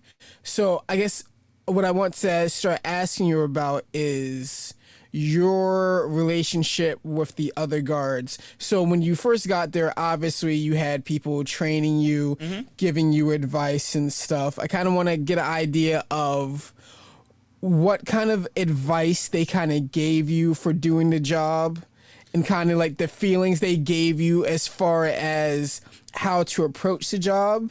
And then because you're leading to the point where you're talking about, I saw changes based on how other people were operating and how you started to operate.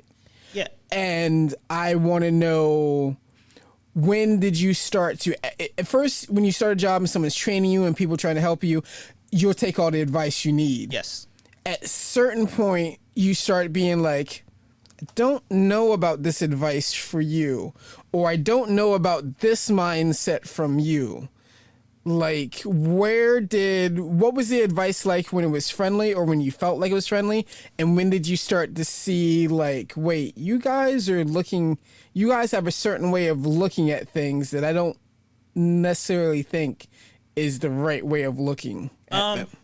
Well, so I have a couple different answers to that. One, when I talked about me sitting back and just looking and observing other people and how they did the job, one of the main things I would observe is whenever there was conflict with an inmate and an officer, how did the officer resolve that conflict? And or how did they prevent it from getting there? Or how did they keep the situation from getting to a point where things, blew up? And this is what frustrates me so much about seeing videos of interactions between cops and civilians, and seeing how cops can escalate a situation when they're trained to do the exact opposite. And so many people can view this, and then people like the Blue Lives Matter crowd, say, well, the cop was in the right, he didn't do anything wrong. I'm like, no, there were so many things that this officer did wrong. Like I've seen an inmate have a relatively minor issue, or even, they get worked up, they get mad, they get angry. And I've seen officers react with anger and react with just insults and taking it personal. And they get, you get, the thing that people didn't understand is that, like, in general, if an inmate is at a level 5 at their anger, if you approach them at a level 7, you're going to take them to a level 8, right? Yeah. But if they're at a level 5 and you approach them at like a 3, and if they stay at 5, you can take it to a 4, 5, 6, 7. But if you approach them at like a 3, they'll come down and meet you there at that 3. But I've seen people just come in and just make a situation 10 times worse with just by the way they talk to people. And now we have an issue where now it's become a big thing. Now this person is combative. Now this person is ready to fight. Now this person is cursing at everybody. Now we got to do a whole big thing. We got to call for backup, et cetera, et cetera. But I've also seen the same inmate talk to another officer, and that officer can just kill the situation just by talking to the inmate. Yeah. And it never has to get to that point. So I sat back and I watched, and I'm like, okay, how did this person take it to here? How did this person get this inmate to do this thing? What is the difference in their styles of interaction? I want the easy way. Yeah. So I would kind of watch that. And one piece of advice that I got early on in my career that stuck with me for a while, that I loved it when I heard it, and then by the time I left, I was like, that is the worst piece of advice I've ever gotten, was this guy we did a tour of the prison in Smyrna. And I'll never forget this guy. We all went our separate ways, and they had me shadow this guy for like about an hour or so as he's running the unit. And this guy was like, he was like, I'm gonna tell you something. I said, what's up? And he was like, you're gonna see a lot of stuff in here that don't make no sense. So it's like, it's crazy. Like, you're gonna see stuff that's just crazy. You're just gonna be like, why is this guy doing this? Why is this doing that? Like, you see some stuff you've never seen before. Yeah. But he goes, that word why, get that word why out of your vocabulary. He's like, nothing here makes sense. Don't ask why anything, and you'll be fine. And I was like, wow, that's deep. Like, yeah. Mm-hmm. But then I was like, that is the worst piece of advice I've ever. Of course I'm going to ask why. Yeah. Like, no, I'm not just going to. No, I can't. And I tried to do that for so long, but I could never get that word why out of my head. It's just not in me to just go to work and never. I mean, I can do it, but it doesn't align with who I am as a person. To never have that word why in my head. I can't do it. Yeah, well, basically, it's just like he's like, "Hey, man, as long as you just what he felt like he possibly was trying to communicate was, hey, man, just don't let the stuff get to you. Don't let everything build up on you," which may have been what he was saying because we're never gonna know. It felt like, but yeah. Go ahead. I'm sorry. But it could also be like your job is your job. Mm-hmm. You stay in line. Your orders are what your orders are. And that's exactly what it felt like. And that's a completely different tone of, hey, man, you can't let stuff build up on you versus you will follow orders and that's it. That is exactly what it felt like. Yeah. But, I got advice from them. And what I kind of learned is that I got a lot of advice from people telling me what to do and what not to do. And when I first started, it was just kind of, even towards the end when I was more experienced, it's just, I nod and thank you for the input. Mm-hmm. It's the same as when people give me input on the podcast. I welcome the feedback. It doesn't mean I'm always going to take the feedback, but you can offer feedback. That's totally fine. Doesn't mean I'm going to take it though. Yeah. At the end of the day, I have to decide what's best for me. And it was just kind of like a bunch of trial and error is with officers telling me do this, do that, don't do this, don't do that. And it was a bunch of trial and error and figuring out what worked for me and what didn't. And that's what a lot of my time was when I worked in Sussex. I eventually transferred prisons after about 4 years when I moved up north. And I transferred prisons, but I learned a lot while I was working in Sussex. And, as far as friendships with my other officers go, I knew that some of the officers were involved in things that I didn't want to be involved with. Mm-hmm. And this is why it's so hard for people who are quote unquote good officers. They're put in such an impossible position because if you're going to stay an officer and you know that something shady is going on, or at least I was put in this impossible position that I didn't really know how to handle. Because do I make a stand and actively try to stop someone who is involved in something that I don't agree with, even if I'm not witnessing it? If it's happening and I hear about it, I hear a rumor it's happening, do I file a complaint? Do I go to my supervisor? Well, everyone knows about it. It's not a secret. They're not doing anything about it, so clearly they don't care. Now I am a target, and now my job is going to be so much harder, and I'm going to and when I need the help of my fellow officers, are they going to be there? Or do I just ignore it and let it happen? Because actively engaging in it is not an option for me. I'm not going to engage in anything that's wrong. Any kind of inmate harassment. Anything that just doesn't fit with me. I want to be able to go home and be comfortable with what I did that day at my shift. Yeah. So kind of what I made clear to everyone was, I don't. It's like gang rules, right? Like, you don't snitch, right? But I let people know that, like, I'm not involved in any kind of wrongdoing. I don't want to be. I'm also not sticking my nose in anything that I'm not involved in. So if anyone is doing anything that's illegal or that they shouldn't be doing, just never let me know. I'm never going to go looking for it. Just do whatever you feel like you need to do. Just make sure I never find out about it. Yeah. And I make that clear to people so that if I find out about it, I'm going to say something to you. If I find out about it, yes, I'm going to snitch, but you can't say I didn't warn you beforehand.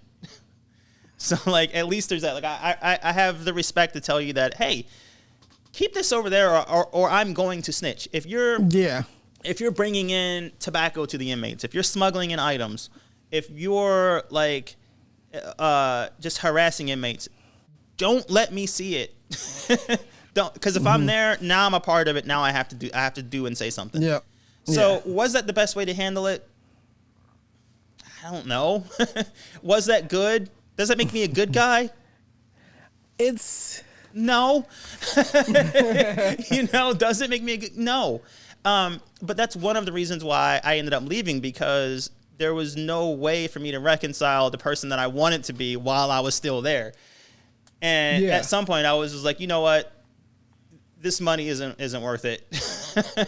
I'm out. I'll leave, go back to school and start over again. No, that makes a lot of sense. It really does, because you're, ironically, as a member of law enforcement, you're put in a situation where you would think heroics would be rewarded. No. But it's not always the case. In fact, very often it is not the case. Yeah. No, it's not. And there's, how can I put this in a way that's quick? Because I could talk about this for another 4 hours. And I want to get through more of the prison story. But it's one of those things where prison is very out of sight, out of mind. People would very much rather forget that it doesn't exist. I like to describe it as trash. If you take a trash, throw it in the garbage, throw it in the, and gets taken out to the dumpster, and you just assume that it's gone. And people, this country treats people like trash. Yeah. You throw them into prison, you never see them or hear from them again. And when they get released from prison, they're going back to these poor neighborhoods, so you never have to see them. And it's just this constant cycle in and out of poor neighborhood prison, poor neighborhood prison, poor neighborhood prison. And people, it's out of sight, out of mind. So if we do our job as officers to the best of our abilities, you never hear from us. You never hear about the good things we do, because you only hear about us when someone escapes, when someone fails to come back from work release, when there's something bad happening. But I've saved people's lives. There were people in there who were diabetic who wouldn't take care of themselves, and I had to keep an eye on them, and then they would go into diabetic shock, and I had to get them medical attention, like things like that. Like there's people who there was one inmate who kept having seizure after seizure after seizure after seizure, and they had me stay with the inmate while the medical staff came, and she would have a seizure, and then she would come to, and she would just be lying there. And we had her in the infirmary, and she would have a seizure, and then she would come to, and she'd be lying there, and she would I would consider her a problem. She gave people a lot of issues. And she was whenever she would come into prison, she would be like a handful.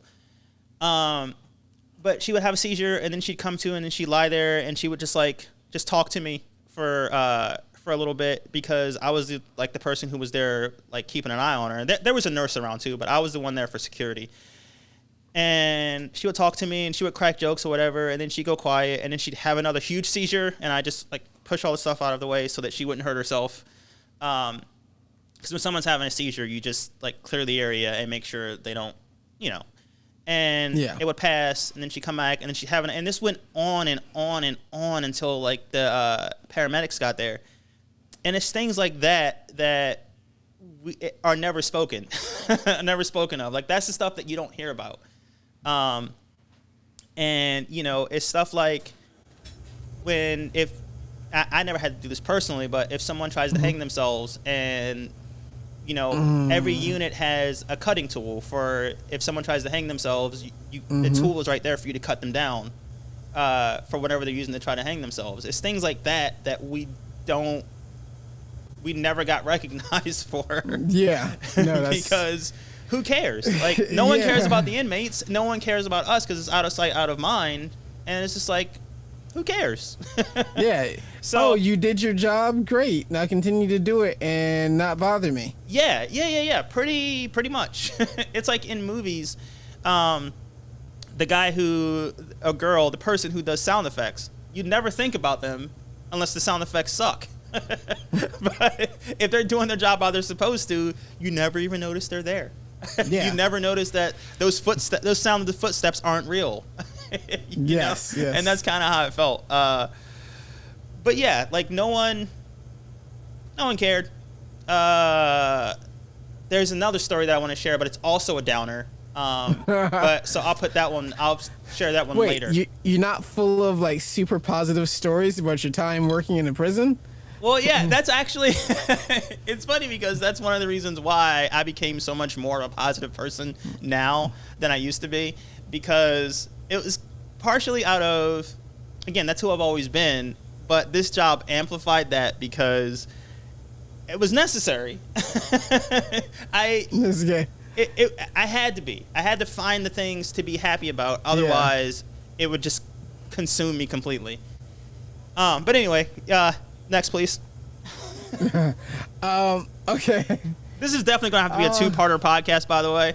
This is how are we doing? Okay, how are we doing as far as like things that you wanted to talk about? Like, is this something you want to continue along with? Oh yeah, sure. Yeah, let's continue, because my main thing was that people generally don't change.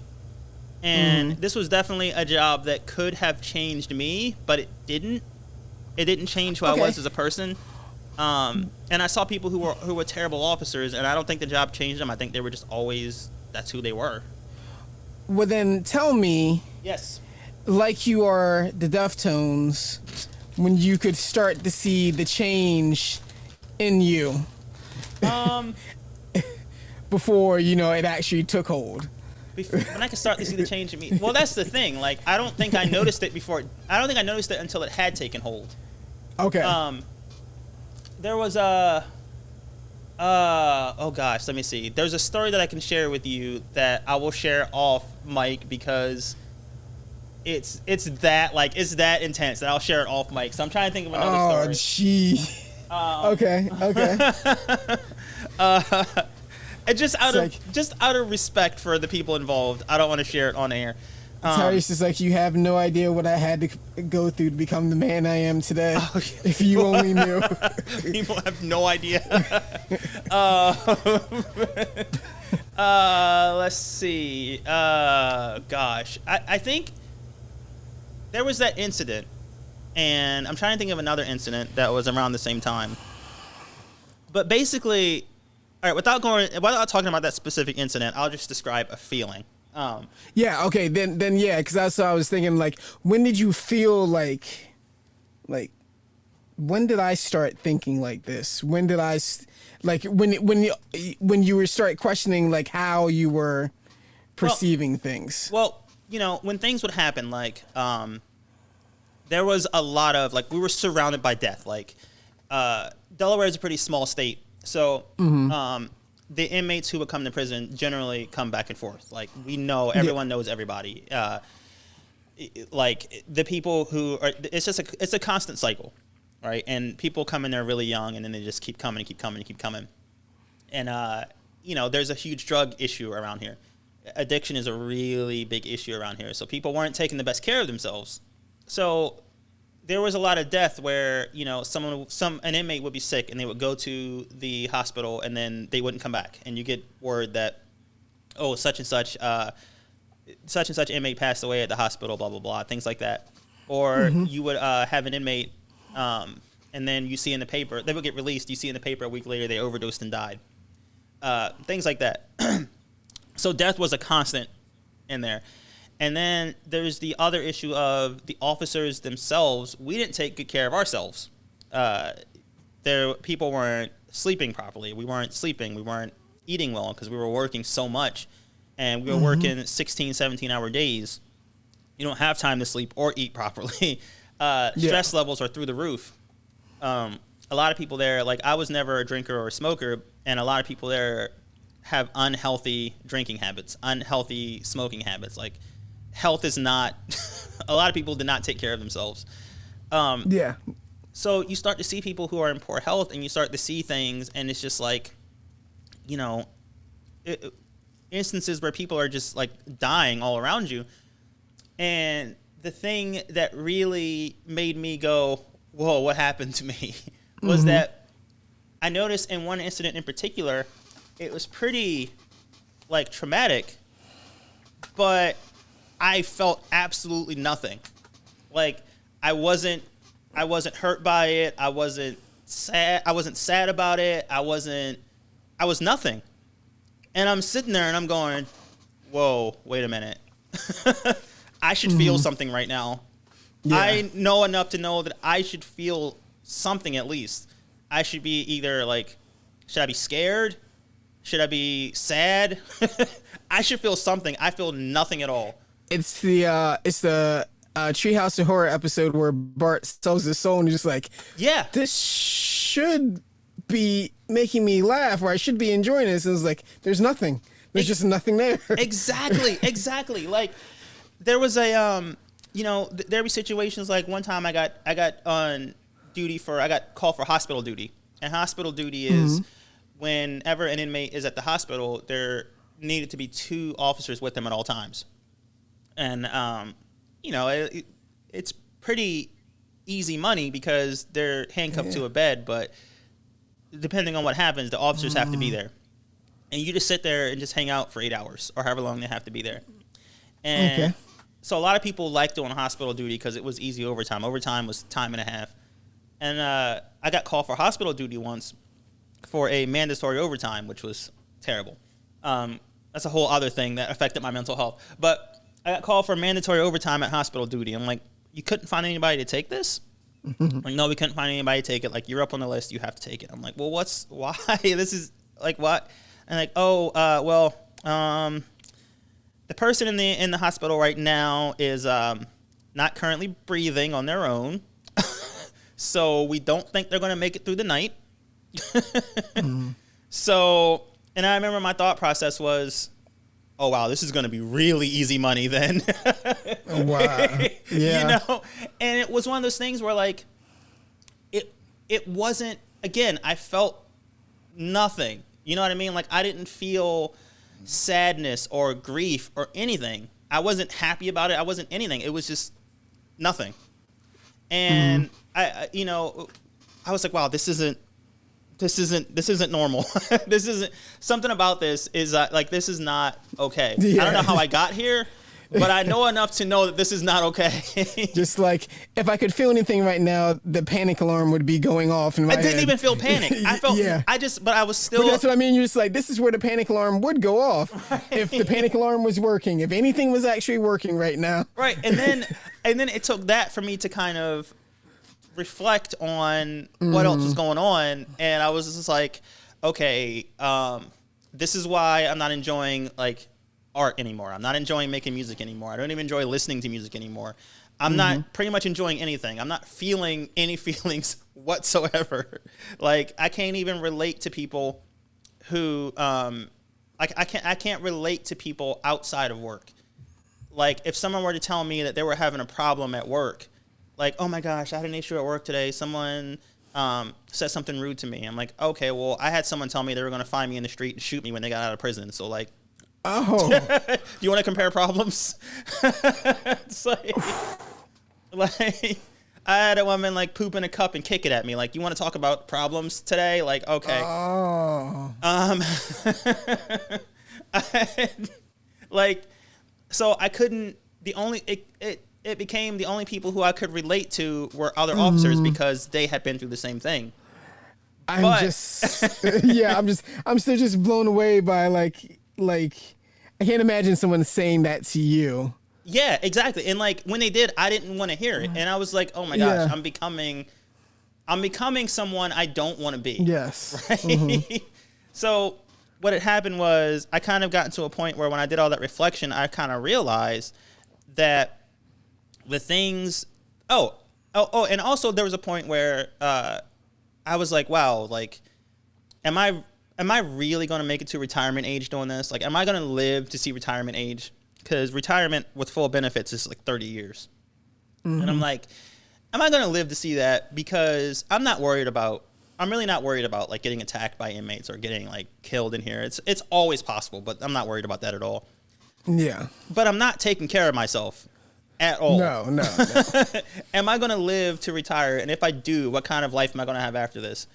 And I was just like, at one point I was like, am I going to live to see retirement? And I was like, probably not.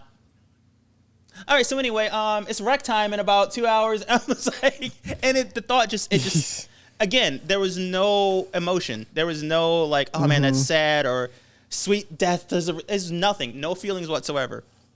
So I started to reflect on that, and I kind of came to the conclusion that for me, all the things that made me a good officer were making me a bad person. So I had to choose. Do I want to be a good person or a good officer? I can't be both. So I chose good person and got the heck out of there. I think that was the better choice. Yeah, I mean, it was I really think that was the better choice. A little more complicated than that, but I think the moment that I realized that I had completed this turn was when something particularly traumatic happened, but there was no trauma response whatsoever. So I was just like, oh, all right, another day. All right. Yeah. No, yeah. Yeah, self-preservation skills are completely out the window now. Yeah, like, yeah. Yeah, it's just like, and that's why, Excuse me. Back to the conversation we had earlier, that's why a lot of things don't get to me. I'm so protective of my energy and my feelings, because for so long I didn't have any feelings at all. And like that job had like taken them from me. And now that I have them back, I'm so protective of them, because, you know, I've been through that. I've been through all of that, and I'm so happy to have them back. And also there's the whole thing that we didn't even discuss of, you know, working with inmates, you kind of have to put on this facade that nothing bothers you, because if they find out what bothers you, they'll continue to do that as a form of manipulation. So you gotta kind of grow thick skin, because they're going to try to find a way into, into your psyche to try to bother you. And it's just a constant game. And I've heard it. I've heard it all. And there's an exhausting game. Yeah, and I've heard it all so many times that there's nothing that anyone can say to me that will get that kind of reaction out of me, because it can't be any worse than what I've said and heard in there. So it's like, whatever. Like, you know what I mean? Yeah. So yeah. Anyway, next question, please. If you have any more.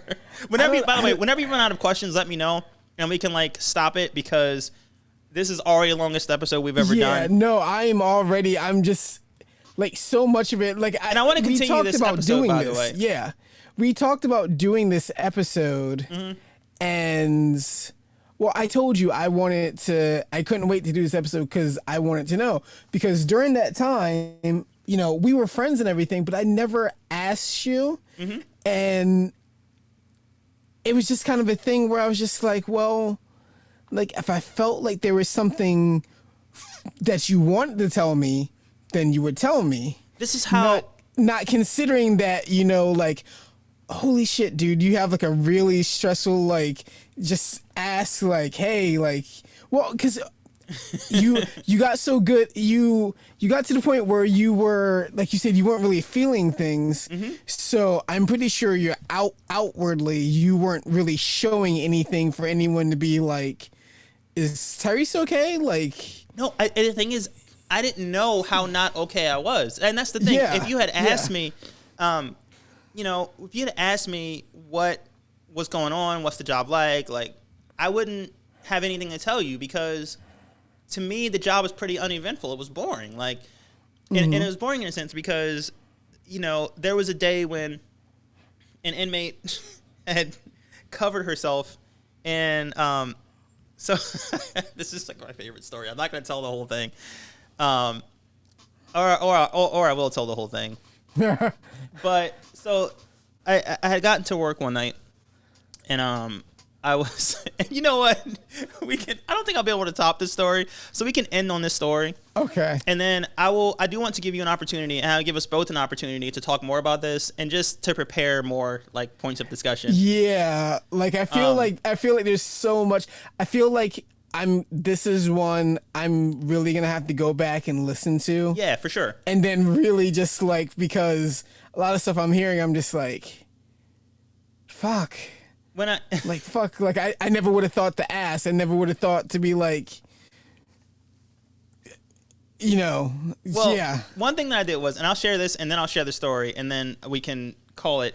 But one thing that I did was when I kind of realized that I wasn't feeling anything, and I was like, I don't know where this is going to go. I don't know how this is going to end. Like, I'm just kind of stuck here because I want to I want to leave right now, but I also have all these bills to pay. Mm-hmm. And I got to pay these bills. Now, was that legit, or was that me making excuses because I wasn't ready to make that decision? I don't know. But also, I kind of had this idea that I'd already put so much time and effort into doing this and going on this path that I couldn't change. Because if I left, then that would mean that all this time and effort I put into it meant nothing. So and that's not true. That's completely not true. But that's how I felt at the time, and I'm kind of glad I felt that way because what I did was, I was like, all right, well, I'm gonna do something to give this job meaning, and therefore give meaning to everything I've done so far, and I'm gonna start writing down everything. Like I'm gonna start taking notes and journaling, and I would carry a small notebook with me around my job, and no one thought it was weird because we carry notebooks all the time to write notes for stuff. Like, if there's a fight between a bunch of inmates or a bunch of inmates, misbehave, I have to write down their names so I can write the report later. So we have to take notes for everything. So no one thought it was weird, but I was just writing down my thoughts and stuff that I observed and things like that. And I was like, someday I'm going to write a book about this experience.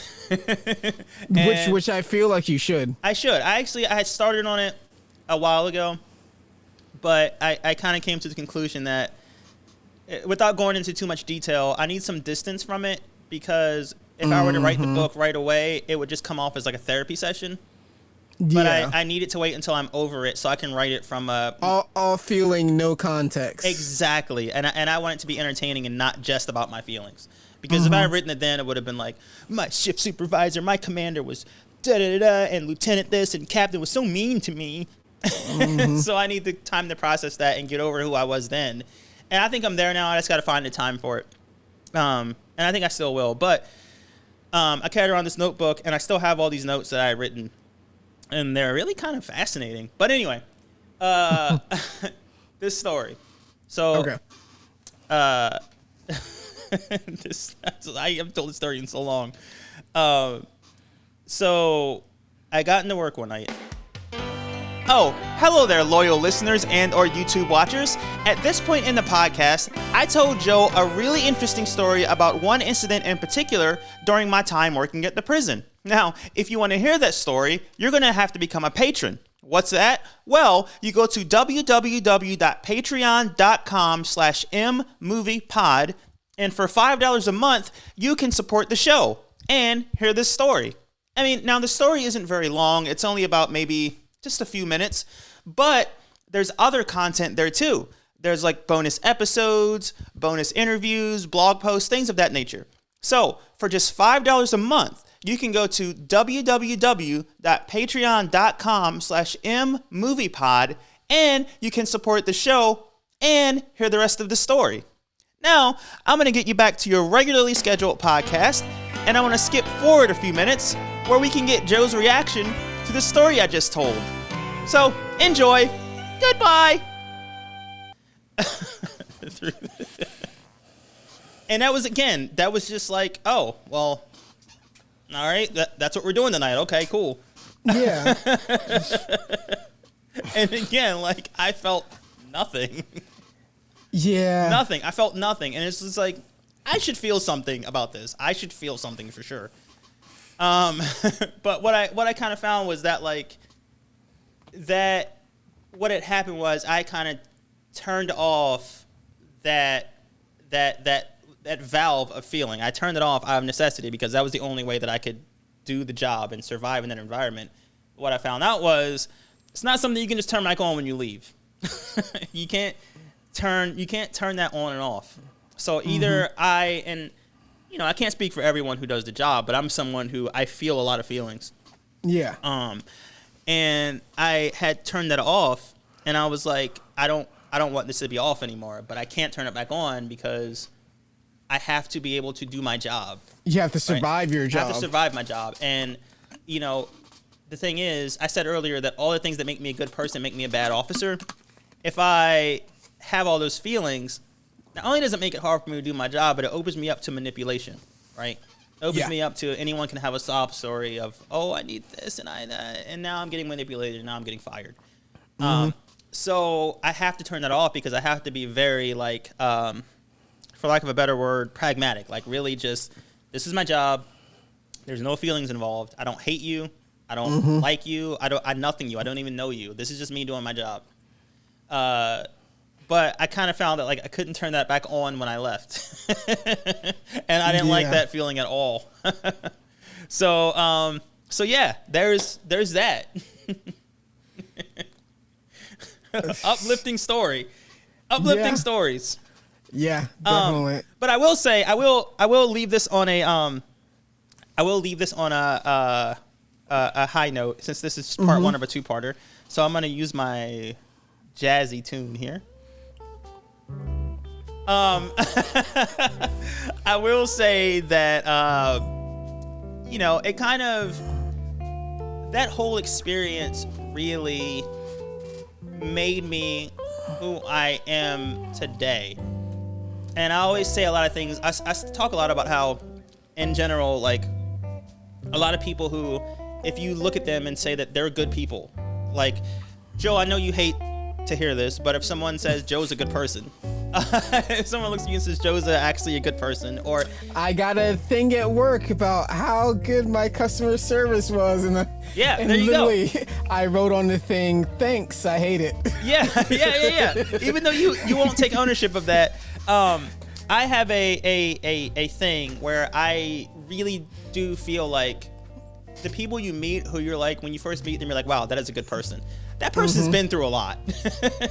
That person's dealt with a lot of stuff that you don't know about. Like, you don't need to know the details, but you can know that person has struggled to get to where they are, because people don't grow unless they have to.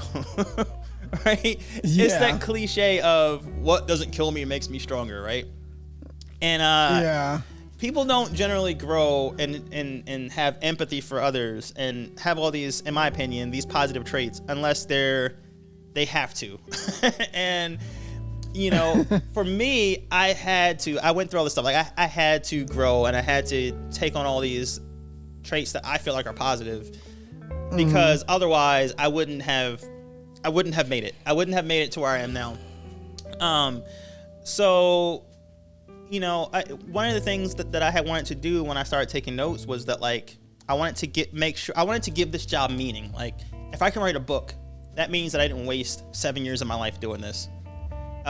So there's got to be something that I can do to give this job meaning. But, I look back, I realized that, like, the real meaning was in, like, how much I grew from when I started the job. Like, how much I learned, how much I wouldn't be anywhere near the person I am today if I hadn't hated that job so much. So, a lot of positive traits that I have now that other people praise me for, or that I praise myself for, I developed, because of that job. I'm not thanking the job for it. Like, I'm not. No. I didn't develop those traits because of the job. I developed them in spite of the job. Like, I was in a 7.5 year abusive relationship with the Department of Corrections. I was thinking that at points that's exactly what it sounded like. Oh yeah. It was awful. Except this is the ex that you're just like, nope, you were garbage, and that's just it. You were always garbage, and you smell weird, and you did nothing good for me. Yeah. And, like, don't take credit for all this growth that I made. Like, I did this for me, not you jerk. Yeah. So yeah, that's the prison story. Should I give some teasers for the next episode and things I want to talk about? You can. I'm just kind of. This was a lot for me to take. Having actually known you, and then, like, all this time, like, I'm just kind of like. I think a lot of people are going to be the same way, and, like, one of the reasons why I hardly ever talk about this now is because I'm at a point where I am. It's one of those things that I've processed, and I'm over it, in the sense that, like, I don't really want to talk about it, not because it's something that's traumatic for me or that's difficult to get through. I've dealt with it, and I don't want to deal with a million questions from people who are like, "Oh my gosh, what was that like? How did you? Oh God, like, I just want to address it once and be done with it because I don't want to dwell on it. Well, a podcast is a perfectly good place to do that. Exactly. But yeah, there's so many things. There's let me see, what else can I touch on next time, which I'll probably forget. There was the first inmate who I felt like I actually had belief in, who could like actually get out and change. Mm-hmm. And this inmate really gave me a hard time when I first started working, but then I figured out that it was kind of like hazing a little bit, and he was just kind of like, he was harmless for the most part, but he was just picking on the rookie. And then we had this good like rapport where I will never use the word friendship, but we had this good rapport, this mutual respect where if I told him to do something, he would do it with no questions asked, and if someone else was doing something wrong, he'd correct them for me. Like other inmates, he'd correct them for me. And say, no, he's cool, like, respect him, don't do that. And you know what I mean? It was kind of, I never had any issues from him, and I did my job, and if I had to discipline him, he never took it personal. It was fine. And I thought that he was going to be one of the ones, he was like, listen, I'm getting too old for this prison stuff, I'm getting out of here, I'm not coming back, I'm getting to see my family, I'll be out for Christmas, blah, blah, blah. And I was like, yeah, man, I believe in you. And then, like, a month later, he was in the paper again for murder. There was what else? There was a time I had to there was the time this is not uplifting at all. No, it's there was not. A time I had to take a woman to her daughter's funeral. There was the time what else? There was lots of deaths. Lots of death that I saw. What else? There was the time. God, I can't even think of it. Again, I'll have to go through my notes because so much of it was just, this is normal. This is fine. Yeah, that's all. That's all I can think of at the moment.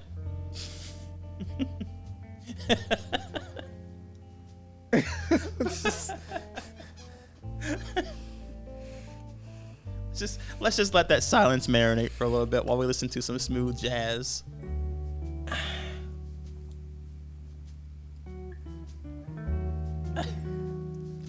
Really, yes. The only thing I have left to say is thank you for I mean, honestly, thank you for deciding to talk about it. Oh, you're welcome. No problem. Yeah, I'm just my biggest takeaway from all of it, and just a couple more things I want to mention is one of the reasons why I have such a like someone who has worked in law enforcement, I'm so against the whole Blue Lives Matter thing is because I know that it's not about quote unquote blue lives. And I know that for a fact because I was a blue life and no one cared about me. In fact, I remember a few years ago when Delaware was trying to balance the budget and they were talking about having to, like what they would do to balance the budget. And one of the suggestions was, why don't we implement a sales tax in Delaware? And that was off the table. But what they did do was cut pay for state workers for me as a corrections officer. And, I remember reading the comments in the articles online. People were saying corrections officers were overpaid anyway, and they didn't do anything. They're just glorified babysitters, et cetera, et cetera. They make way too much money. They can cut their pay. They'll be fine. They don't do anything. Yeah. So when I see a young black man who gets shot by the cops and I see all this Blue Lives Matter stuff, like, no, you don't care about blue lives. Because where were you when you could have, helped me not get my pay cut? Where were you when I was going through this mental health crisis? Where were any of you? So that's what really gets me. I will also say that I am very much in favor of prison reform because what we have now is not working. Yes. It's not working at all. We can't have I don't know how things are now, but at one point we had a cell that was designed for one inmate, and we have 3 people packed in there somehow. We have a bunk and one person sleeping on the floor next to a toilet. How is that helping anyone when this person has a drug problem? You know, but again, it's one of those things that out of sight, out of mind. No one, unless you've been there, no one cares. And it's hard to have sympathy for people who find themselves in prison. I mean, it's not hard.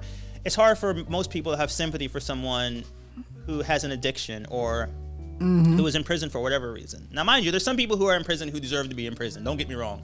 But I think that we could, you know, if people really cared about blue lives, they would want to reduce incarceration, because I would rather work with a unit of 40 inmates as opposed to 70. It makes my job easier. It makes me feel safer. But, you know, no one thinks about that part of it. When you keep arresting people and sending them to prison, you're sending them to these overcrowded prisons. You're making things more dangerous for the officer that has to work there. And if you really cared about blue lives, you probably want to do something about that. But no one cares. No. No one cares. But yeah, that's all I can think of at the moment. Yeah, that's all I can think of. So yeah, that was that. Parasite, great movie. My goodness. I'm not sure which hit harder, or which is gonna hit harder when I finish Parasite or this. Oh, I haven't even got to the hard hitting stuff yet. In fact, when I cut this recording, I'm gonna tell you the thing that I didn't tell everyone else about the incident where I was like, I gotta get out of here. Like, I should have felt something. That incident should have made me feel something, but it made me feel absolutely nothing, and that's concerning. Yeah. So yeah, like, that's why, you know, when people see me, they're like, how are you so like, things don't really get to you, like, you're always in such a good mood. And I'm like, especially at work, and I'm like, well, you know, if I make a mistake, the chances of, like, if I make a mistake, there's not a big chance of me dying here. Like, if I make a mistake here, someone's just going to get angry. I'm not putting people's lives at risk here. Unless I give it someone caffeine who wants decaf, who has a heart condition, but that doesn't count. But anyway, I think that's a good time as any to call it a night. And if you have any last words, no, the floor is yours. Kind of destroyed over here. and ladies and gentlemen, I will have. I feel like, okay, I'm sorry. I have a sick sense of humor, and I tend to find the good. I like to find the good in things, and sometimes that's humor. And I think it's kind of humorous that after that really intense conversation and heavy look into. I'm still here. Are you still there? Oh no, I lost you again. Hey, after some technical difficulties, we are back with Misinterpreting Movies, and my voice is not fitting with the current mood of the podcast at the moment. So, as I was saying, as I was saying to Joe during that moment of more technical difficulties during that brief break there, this is why I rarely discuss this, because I'm at a point where I processed all of this. It's not something that really affects me very deeply, but other people aren't there yet. And I have to remember that. And out of respect for people, you know, people ask me about the prison all the time, and people who know. And, you know, Joe, as you know now, as you can understand now, my response is like, it's not what you think it is. Do you really want to know? Yeah. Because the things that stress you out about it are not the things you think. One more super depressing thing before I wrap this up. One more, and then I promise this is it. I think that I said that the moment where I knew that this was not for me was in that moment where I said I should have felt something and I didn't. But I think even it started before that, and I didn't realize it then at the time. But when I moved from overnight shift to day shift, and I really started to see these inmates go about their daily lives and in the prison, and it was much easier to separate myself from what I was doing when I didn't have to talk to them as people, when I didn't have to see them, do their day-to-day routines and trying to live their lives as best as they could and in the situation they were given. Doing the little things I saw of them, like decorating their cells to make it feel like home. You know what I mean? Little things like that. Having conversations with them and just not necessarily feeling sympathy for them or feeling any kind of empathy, because I didn't really possess the capacity to do that. That was long since gone. But just kind of recognizing that they're not just objects, they're people. They have feelings, they have emotions. Yeah. And that's kind of where it started, where it kind of made me question exactly what I was a part of as a whole. And then 4 years later, I was like, yeah, I gotta go. And yeah. And thanks to a wonderful therapist who talked me through that. And thanks to the help from the people who I did reach out to and to the people who I did not reach out to, it's fine. I'm here now. Things are good. So we're good. So we will continue this this super uplifting discussion on a future episode. And the thing that I found funny was after all of that depressing discussion, it's time for... That'll do it for Misinterpreting Movies this week, folks. Thank you for tuning in. This has been a blast. I hope you had as much fun as I did. And now, you know what time it is. DJ, hit it! Misinterpreting all the movies that you've seen. You might not have seen all the movies we're misinterpreting. That's alright. That's okay. You're really smart, and that's fair play. Misinterpreting all the movies that you've seen. You might not have seen all the movies we're misinterpreting. That's alright. That's okay. You're really smart, and that's fair play. Misinterpreting. I think that this week I'm going to end on a quote by one of my favorite artists, and I quote him a lot. It's Brother Ali. And among other things that he said that were noteworthy, I think this line in particular is particularly relevant for this episode, where he says, smile through the tears, laugh through the tragedy. All we have is each other. We must love radically. Passionately peaceful, fight for it fanatically, premium on people, magic humanity. Yes. I feel like I'm at that part in the Care Bear, the Care Bears movie. I think it was the second one where Darkheart was winning, and everyone started to just stop caring and just feel cold. And I feel like someone just stopped the movie right there. Well, I hope that's my emotional state. If there's right now, if there's one thing I hope that I can communicate to people with this episode is that with my demeanor, my upbeat demeanor, and my goal or my just the way I live, where I try to stay positive and try to spread positive energy, it's not because I am running from something or I don't feel anything. It's because I feel a lot, and I've been on the other side of that, and I've been through that depression, that the lowest of the lows, and I'm at the highest of the highs. But like, I heard a quote from someone where they said people only see where you are, and they don't see where you've been. Like, they don't see what it took for you to get there. And here I am. Things have been far from perfect, so I hope that people out there who are feeling something where they're like, I'm never gonna get out of this, like, there's hope. Look at me, I'm awesome. Yeah. And now that's it for the show. And now I'm going to end the show, and then I'm going to ruin Joe's night by telling him that thing that I didn't tell you guys.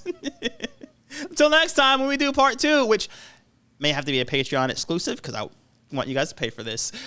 Goodbye. Bye.